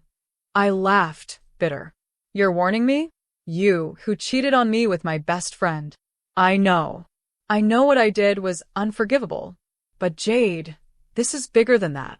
Andrea is dangerous. Really dangerous. I know what he is. Do you? Do you know that people disappear when they cross him? Do you know that his business is built on fear and violence? Do you know that the only reason he's interested in you is because of your connection to Maya's brother? How do you know about that? Because after you kissed him, people started asking me questions. And I started asking my own questions. I hired someone to look into him. And Jade, what I found. He pulled out a folder. He's not who you think he is. I didn't want to take the folder. Didn't want to look. But I did anyway. Inside were photos. Andrea meeting with men I didn't recognize. Documents showing shell companies and money transfers. News articles about unsolved murders and missing persons. And at the bottom, a report from a private investigator detailing Andrea's interest in Thomas Oliver and his connection to Maya. The report was dated 3 weeks before I met Andrea at that bar. 3 weeks before. Which meant he'd known about me. About Maya. About Thomas. Before I ever kissed him. He was at that bar that night because he knew you'd be there, Daniel said quietly. I'm sorry, Jade.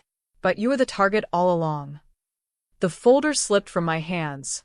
Papers scattered across the floor. Photos of a man I thought I loved. Evidence of a lie I'd been living. I need you to leave, I said. Jade. Get out. Now. He left.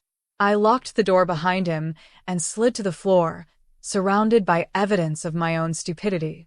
I'd been so desperate to feel wanted, to feel chosen, that I'd ignored every red flag, every warning sign. The package hadn't been from the Castellanos. It had been from Andrea, creating a threat that didn't exist so I'd stay. So I'd depend on him. So I'd fall for him. And I had. I'd fallen completely. My phone buzzed. I turned it back on without thinking. A text from an unknown number. Meet me at Mercy Park. East entrance. 1 hour. Come alone. MC. Frederic Castellano. The enemy. Or maybe the only person who'd been honest with me. I shouldn't go. I knew I shouldn't. But I also knew I couldn't keep living in this fog of not knowing what was real. I left work early, telling my supervisor I was sick. She believed me because I looked sick, pale and shaking and barely holding it together. The park was busy with lunchtime crowds. I found the east entrance and waited. Frederick appeared exactly on time, wearing a suit that probably cost more than my car. You came, he said. You said you had information. So talk. Not here. Walk with me. We walked down a path lined with trees. Families were having picnics. Kids were playing. Normal people living normal lives. People who didn't know about the darkness that existed just beneath the surface of their city. Everything I told you yesterday was true, Frederick said. Andrea has been trying to get to Thomas Oliver for months. Thomas has information about our operations. Locations. Names. Details that could bring down half our organization. Andrea wants that information. And I'm the leverage. You were supposed to be. But something went wrong. He fell for you. Really fell for you. And that makes him even more dangerous, because now he's emotional. Reckless. Willing to do anything to keep you. Including lie to me. Including lie to you. We stopped at a bench overlooking a pond. Frederick sat. After a moment, I sat beside him. Why are you telling me this? I asked. What do you gain? I gain Andrea being distracted. Off balance. If you leave him, if you break his heart, he's vulnerable. And vulnerable men make mistakes. So you're using me too. Everyone's using everyone, Jade. That's how this world works. The only difference is I'm being honest about it. At least that was true. He wasn't pretending to care. Wasn't pretending this was about anything other than gaining advantage. What do you want from me? I want you to go back to him. Tell him you forgive him. Get close again. And when he trusts you completely, I want you to find out where Thomas Oliver is being held. My blood went cold. Held? Andrea has Thomas? For 3 days now. Maya doesn't know.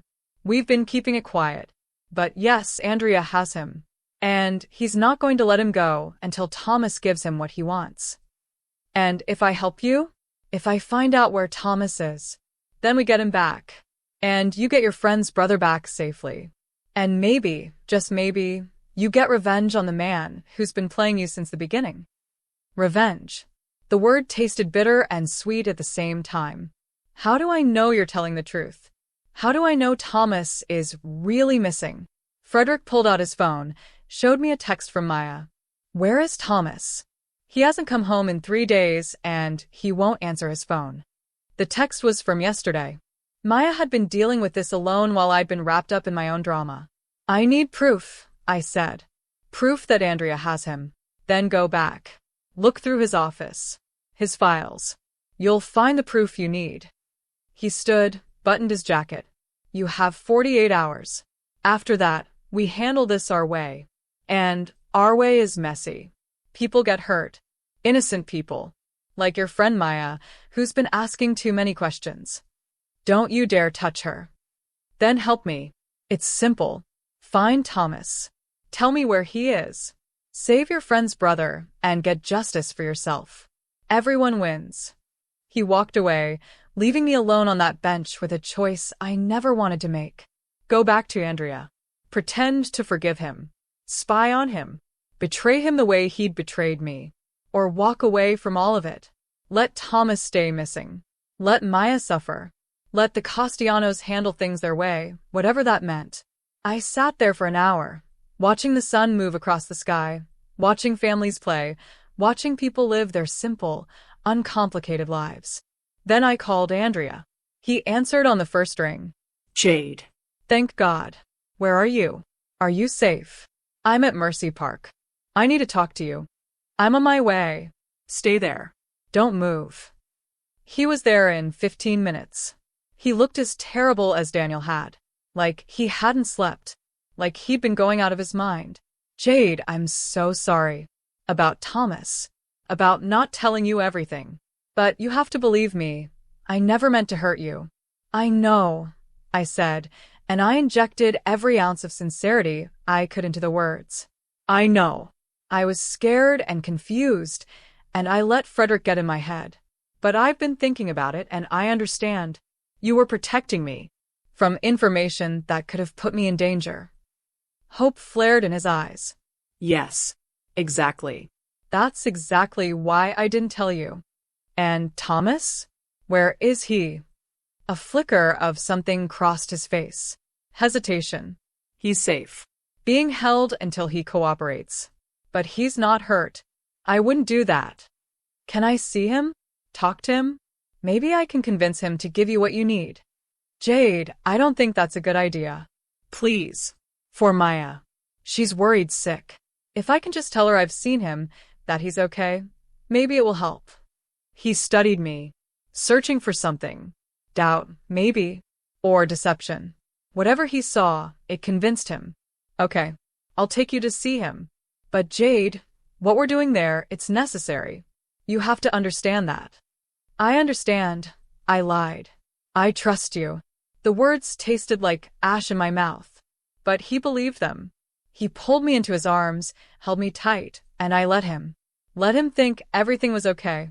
Let him think I'd forgiven him. When really I was planning his betrayal. Just like he'd planned mine. Act 7. The impossible choice. The warehouse was on the industrial side of town. Empty buildings and broken streetlights, and the smell of river water. Andrea's hand was warm in mine as we walked inside, past guards who nodded at him with respect. Thomas was in a back room, tied to a chair, but otherwise unharmed. His eyes widened when he saw me. Jade, what are you doing here? Making sure you're okay. Maya's worried about you. Maya knows I'm missing? Of course she knows. You've been gone for 3 days. He looked at Andrea. You said you hadn't told anyone, that this was between us. I lied, Andrea said simply. Give me what I want, Thomas, and you can go home. Keep being stubborn, and this gets much less pleasant. I told you. I don't have access to those files anymore. They changed the system after the last breach. Then get access back. I can't. They'll know. They'll kill me. And I'll kill you if you don't. So you're dead either way. Might as well die with a clear conscience. I stepped forward. Andrea, can I talk to him alone? Please. Just for a few minutes. He looked between us, then nodded. 5 minutes. I'll be right outside. After he left, I moved close to Thomas. I need you to listen very carefully. Frederick Castellano knows you're here. He wants me to find out where you are and tell him. Thomas's eyes widened. Are you going to?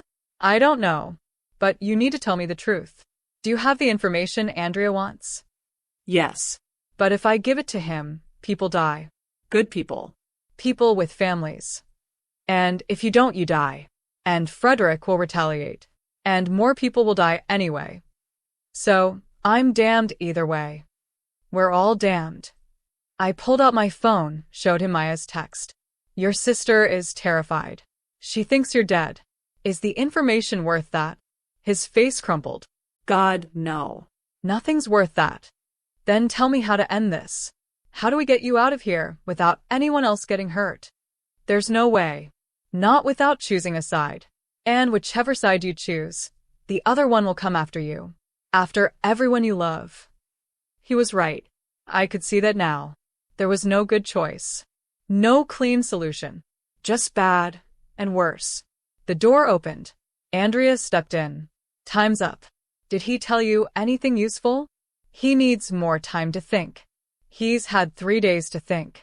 Andrea, please. For me. Give him one more day. Let him talk to Maya. Let him understand what's at stake. Everything is at stake. That's the point. One day, I repeated.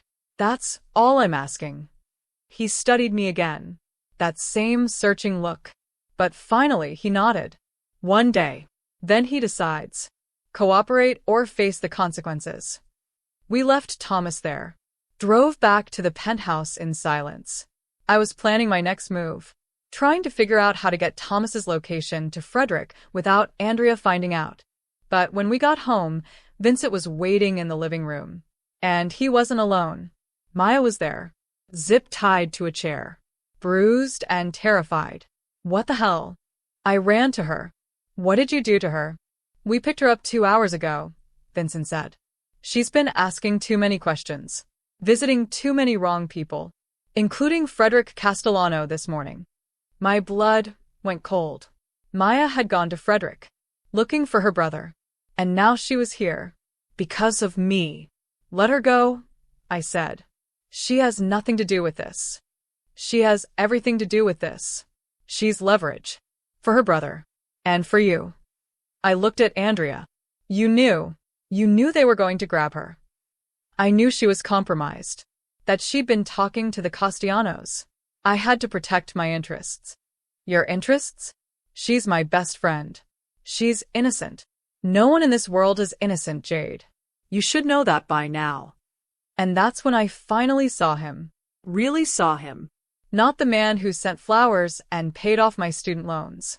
Not the man who held me at night and told me I was safe. But the man underneath. The one who tied up innocent women. Who held people prisoner. Who operated in shades of gray so dark they were almost black. Let her go, I said again. Or I walk. I disappear. And you never find me. You won't do that. Watch me. We stared at each other. A test of wills. Of resolve. I wasn't bluffing and he knew it. Vincent, cut her loose. Andrea said finally. But I said cut her loose. Vincent cut the zip ties. Maya stumbled to her feet and I caught her. Held her up. We're leaving, I said. You can't, Andrea said. It's not safe. I don't care. I'm done. With all of this. With you. Jade, please. Don't do this. You did this. You brought Maya into this.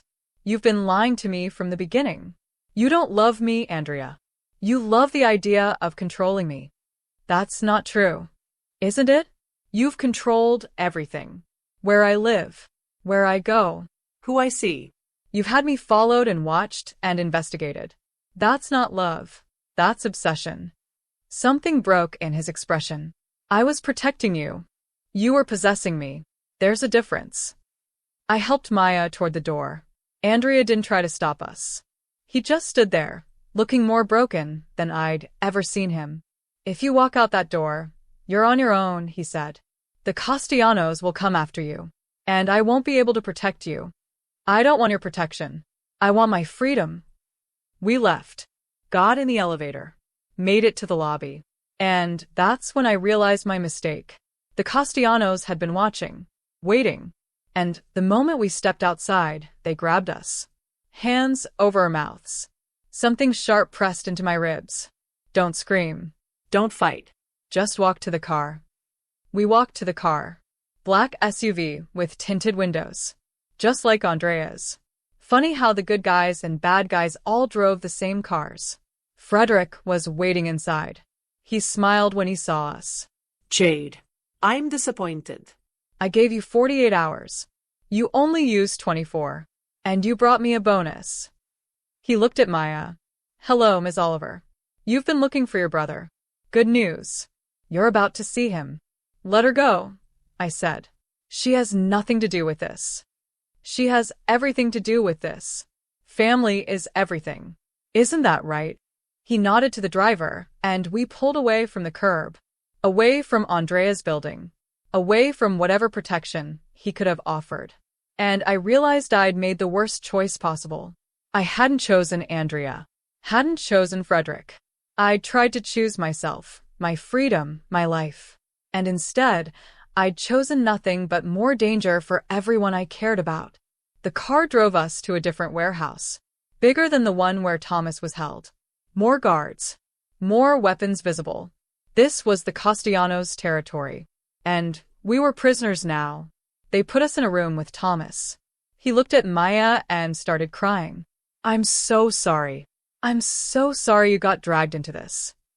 It's okay, she said, holding him even though her hands were shaking. We're together. That's what matters.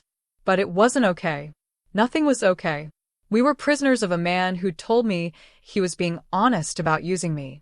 And the man who claimed to love me was probably planning his revenge. And caught in the middle were 3 people who'd never asked to be part of this war. What happens now? I asked Frederick. Now we wait. For Andrea to make his move. Because he will. He can't help himself. He loves you too much to let the Castellanos have you. I left him. I chose to leave. And he'll spend the rest of his life trying to win you back. Men like Andrea, we don't let go of the things we love. We fight for them. Bleed for them. Kill for them. He leaned close. So thank you, Jade, for being the bait I needed. The only thing better than having information Andrea wants is having the person he loves most. And now I have both. He left us there. Locked in. Guarded. Trapped. And all I could think was that I'd been so desperate to escape one prison that I'd walked straight into another. Worse one. A prison where the guards didn't pretend to care. Where there were no gentle touches or promises of protection. Just cold reality and the knowledge that I'd gotten us all killed. Unless Andrea came. Unless he was willing to risk everything to save me. But why would he? I told him I didn't want his protection. I told him we were done. I'd walked away from the only person who could keep me safe. And now all I could do was hope he cared enough to come anyway. Act 8. The climactic revelation. We spent 6 hours in that room. Long enough for hope to fade. Long enough to accept that maybe no one was coming. Maybe this was it. The end of my story. Taken by criminals because I kissed the wrong man in a bar.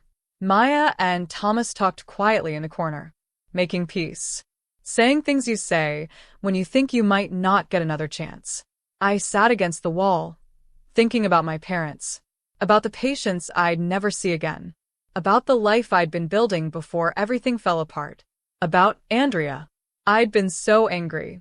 So hurt by his lies. But sitting there in that cold room, I understood something. He'd lied to protect his world. His people. His interests. That's what men like him did. It wasn't personal. It was survival. And yeah, he'd investigated me before we met. Had known about Thomas. But he'd also paid off my loans. Donated to my hospital. Held me when I cried. Made me feel seen and valued and wanted for the first time in years. Was that real? Or had that been manipulation too? I didn't know. And I might never get the chance to find out. The door opened. Frederick stepped in with 2 guards. Time to move. We have guests coming. Andrea? I asked. And half his army. He's declared war for you, Jade. I hope you're worth it. They zip-tied our hands. Marched us through the warehouse to a large open space in the center. Empty except for chairs they forced us into and more guards than I could count. All armed. All ready.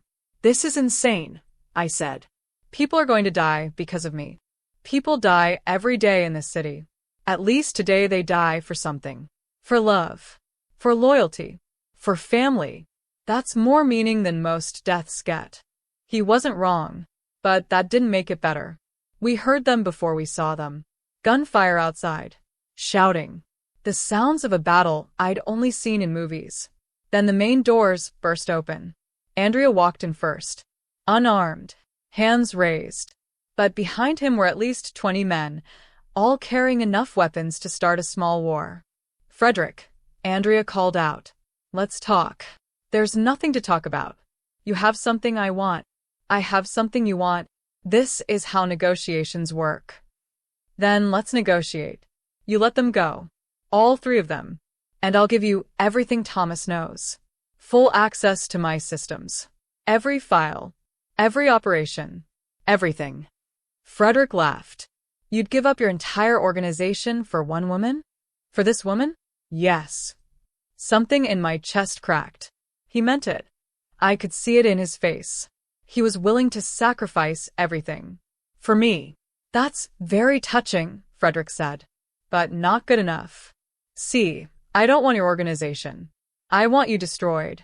And the best way to destroy you is to take away the only thing you've ever actually loved. He pulled out a gun, aimed it at me. No. Andrea started forward, but Frederick's men raised their weapons.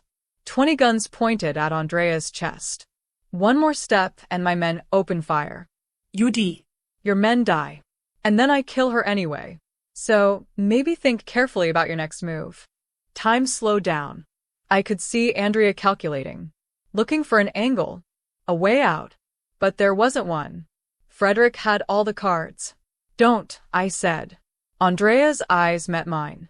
Don't sacrifice yourself for me. I'm not worth it. You're worth everything. I left you.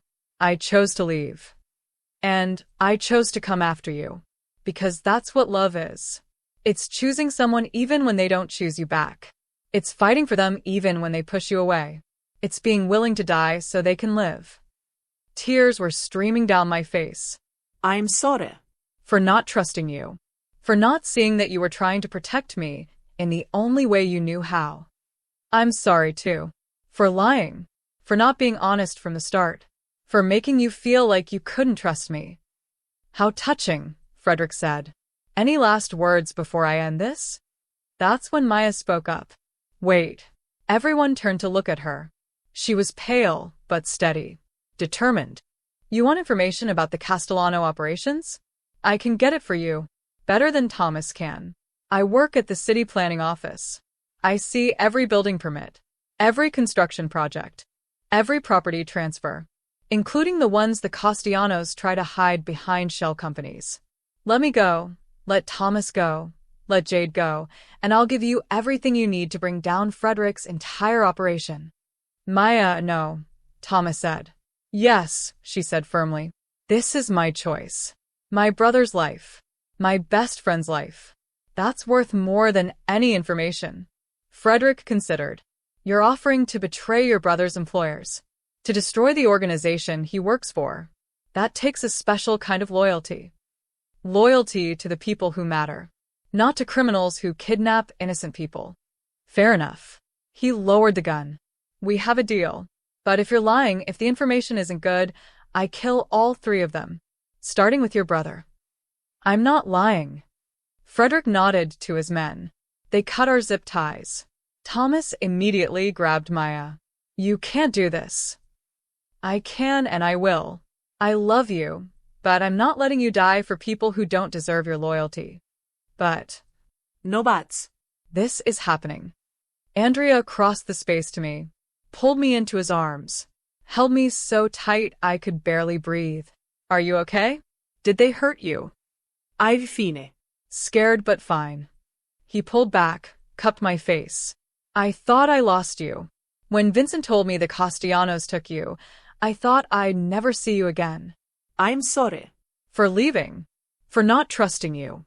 You had every right not to trust me. I lied to you. Used you. Even if I fell in love with you along the way, that doesn't erase what I did. So, where does that leave us? Wherever you want it to.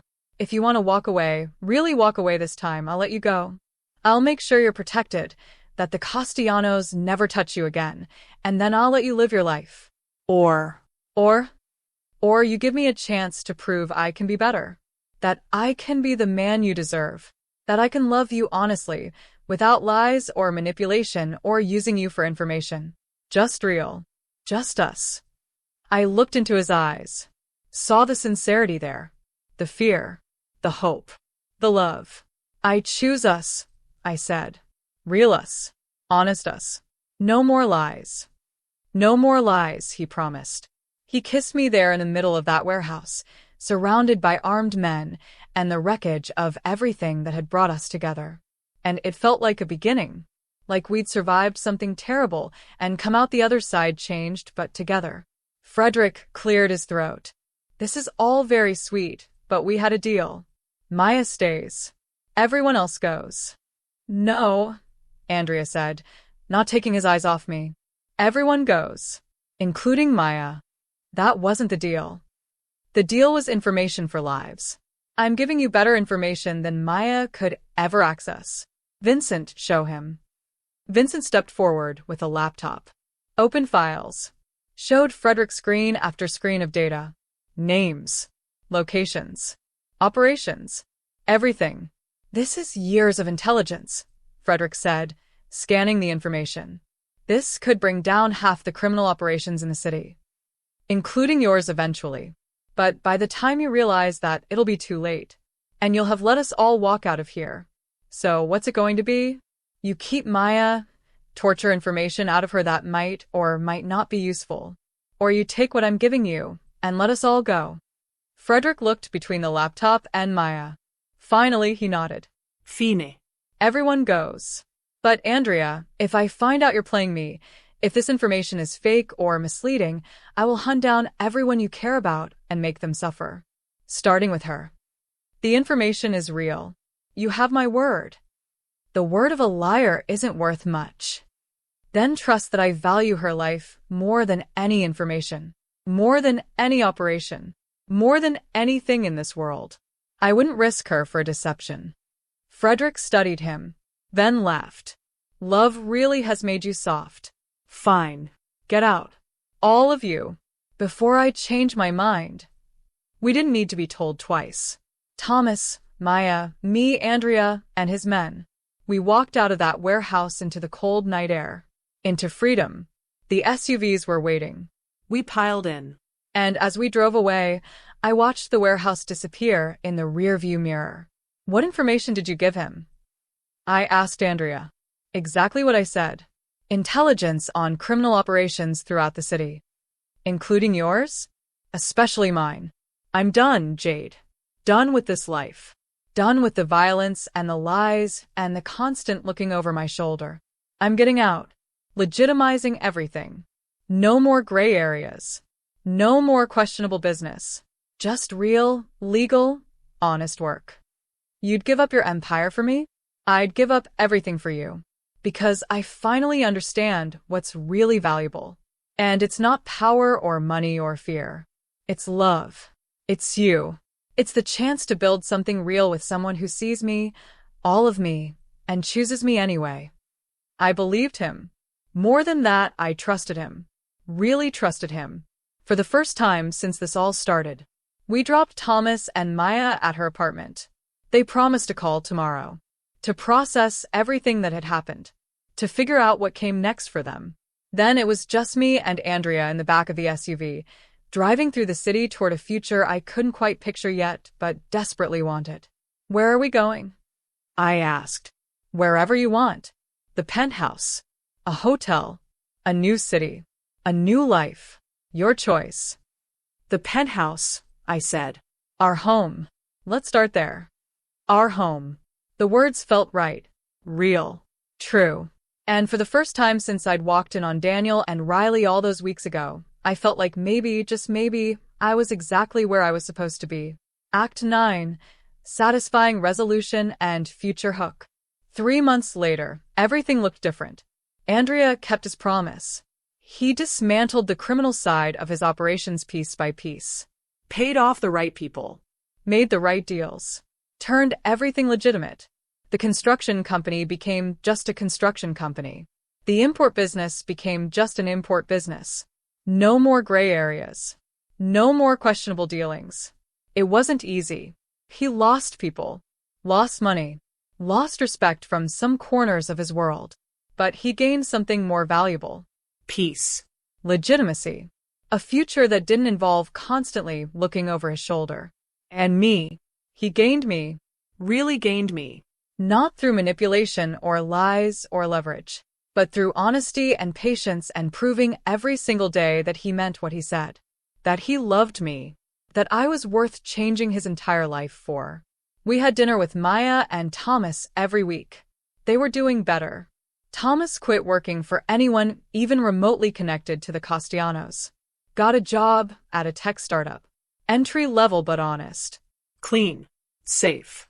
Maya still visited twice a week, though now it was as a friend, not as someone checking to make sure I was okay. She could see I was more than okay. I was happy. The hospital promoted me to senior pediatric nurse. Better pay. Better hours. More responsibility. I loved it. Loved knowing that my work had value. That I was helping kids who needed it. That my life meant something beyond just surviving. Daniel tried to contact me a few more times. Apologetic texts. Phone calls I didn't answer. Eventually he stopped. I heard through the hospital grapevine that he and Riley broke up. That she cheated on him with someone else. Karma. Maya called it. I called it predictable. People who cheat usually cheat again. They don't change. They just find new victims. Unlike Andrea, who proved that people can change. If they want it badly enough. If they love someone enough. If they're willing to sacrifice everything they thought mattered for something that actually does. We were having dinner one night, 6 months after the warehouse, when he set down his fork and looked at me seriously. I have something to tell you, he said. My stomach dropped. That sounds ominous. It's not. At least I hope it's not. Frederick Castellano was arrested last week. The information I gave him, it was all real. But I also made sure it was connected to evidence that implicated him. He'll be going away for a long time. You set him up. I protected us. There's a difference. Is there? Yes. Because I didn't manufacture evidence. I didn't lie.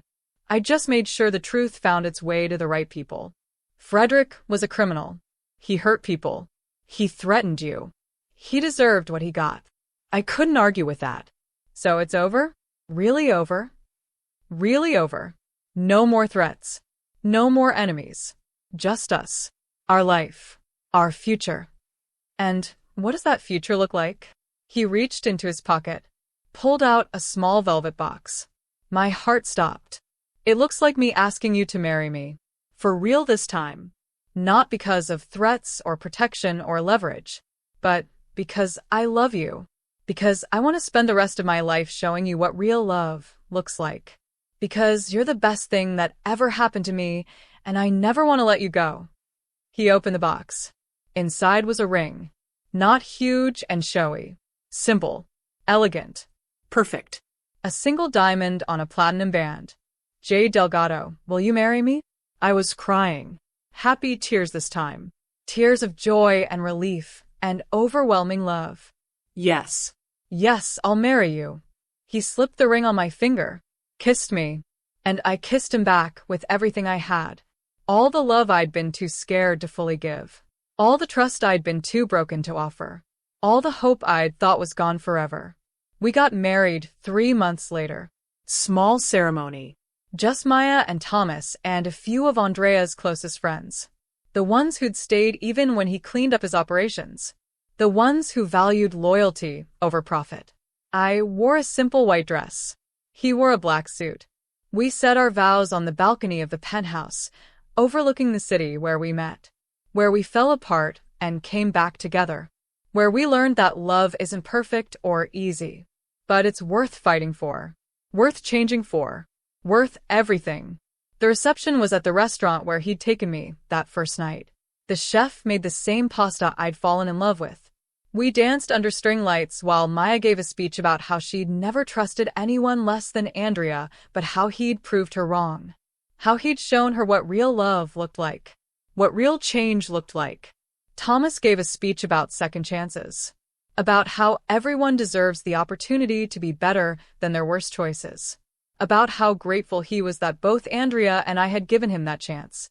And I gave a speech about survival, about how I'd thought my life was over when I found Daniel and Riley together, how I'd thought I'd never trust anyone again, never love anyone again. How wrong I'd been. Sometimes, I said, looking at Andrea, the worst moment of your life is just the universe clearing space for the best moment. Sometimes you have to lose everything to find what really matters.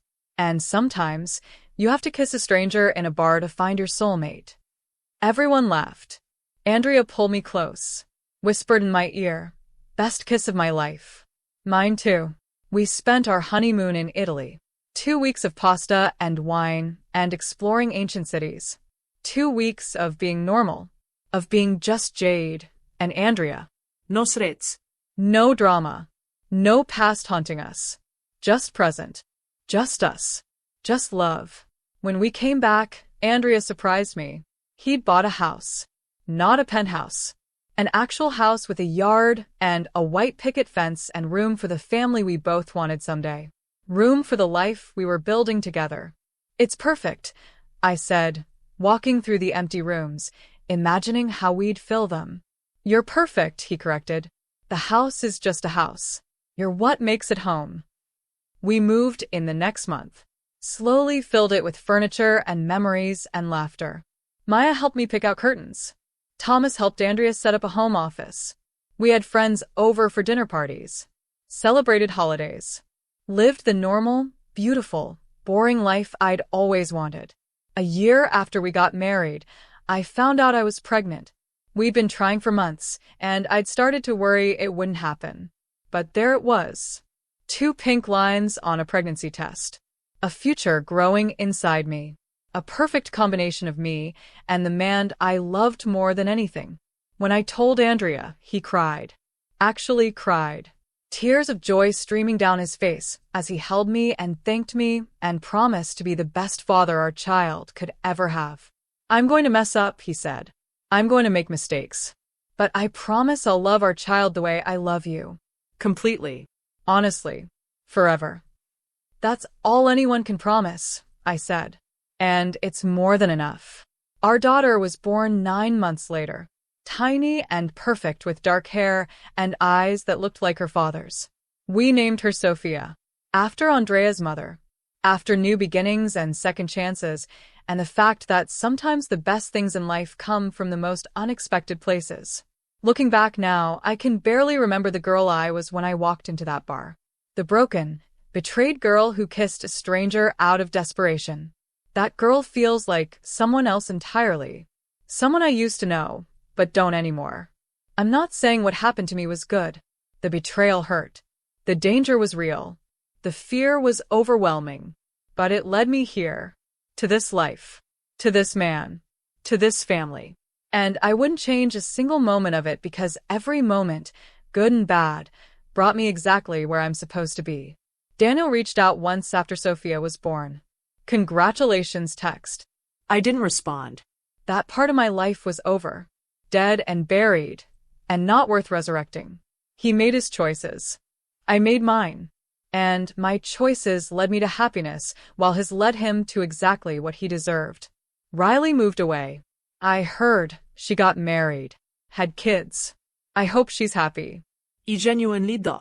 Not because I forgive her, but because holding on to anger takes too much energy. Energy I'd rather spend on my daughter, my husband, my life. This story isn't a fairy tale. Andrea isn't a perfect man. He has a past. Scars. Moments he's not proud of. But he's mine. And I'm his. And together, we're building something real. Something honest. Something worth everything we went through to find it. So if you're watching this and you're going through your own betrayal, your own heartbreak, your own moment where everything falls apart, know this. It gets better. Not immediately. Not easily. But it gets better. You survive. You heal. You find something new. Something better. Something you never would have found if everything hadn't fallen apart in the first place. Thank you for listening to my story. Thank you for being here. If you enjoyed this, please hit that like button. Subscribe for more stories. Drop a comment and tell me where you're from, what you're going through, how you're surviving your own storms. Because we're all surviving something. And sometimes, knowing you're not alone makes all the difference. My name is Jade Romano. I kissed a stranger in a bar to make my ex jealous. That stranger turned out to be a mafia boss. And that kiss turned out to be the beginning of the greatest love story I could have ever imagined. And I can't wait to see what happens next.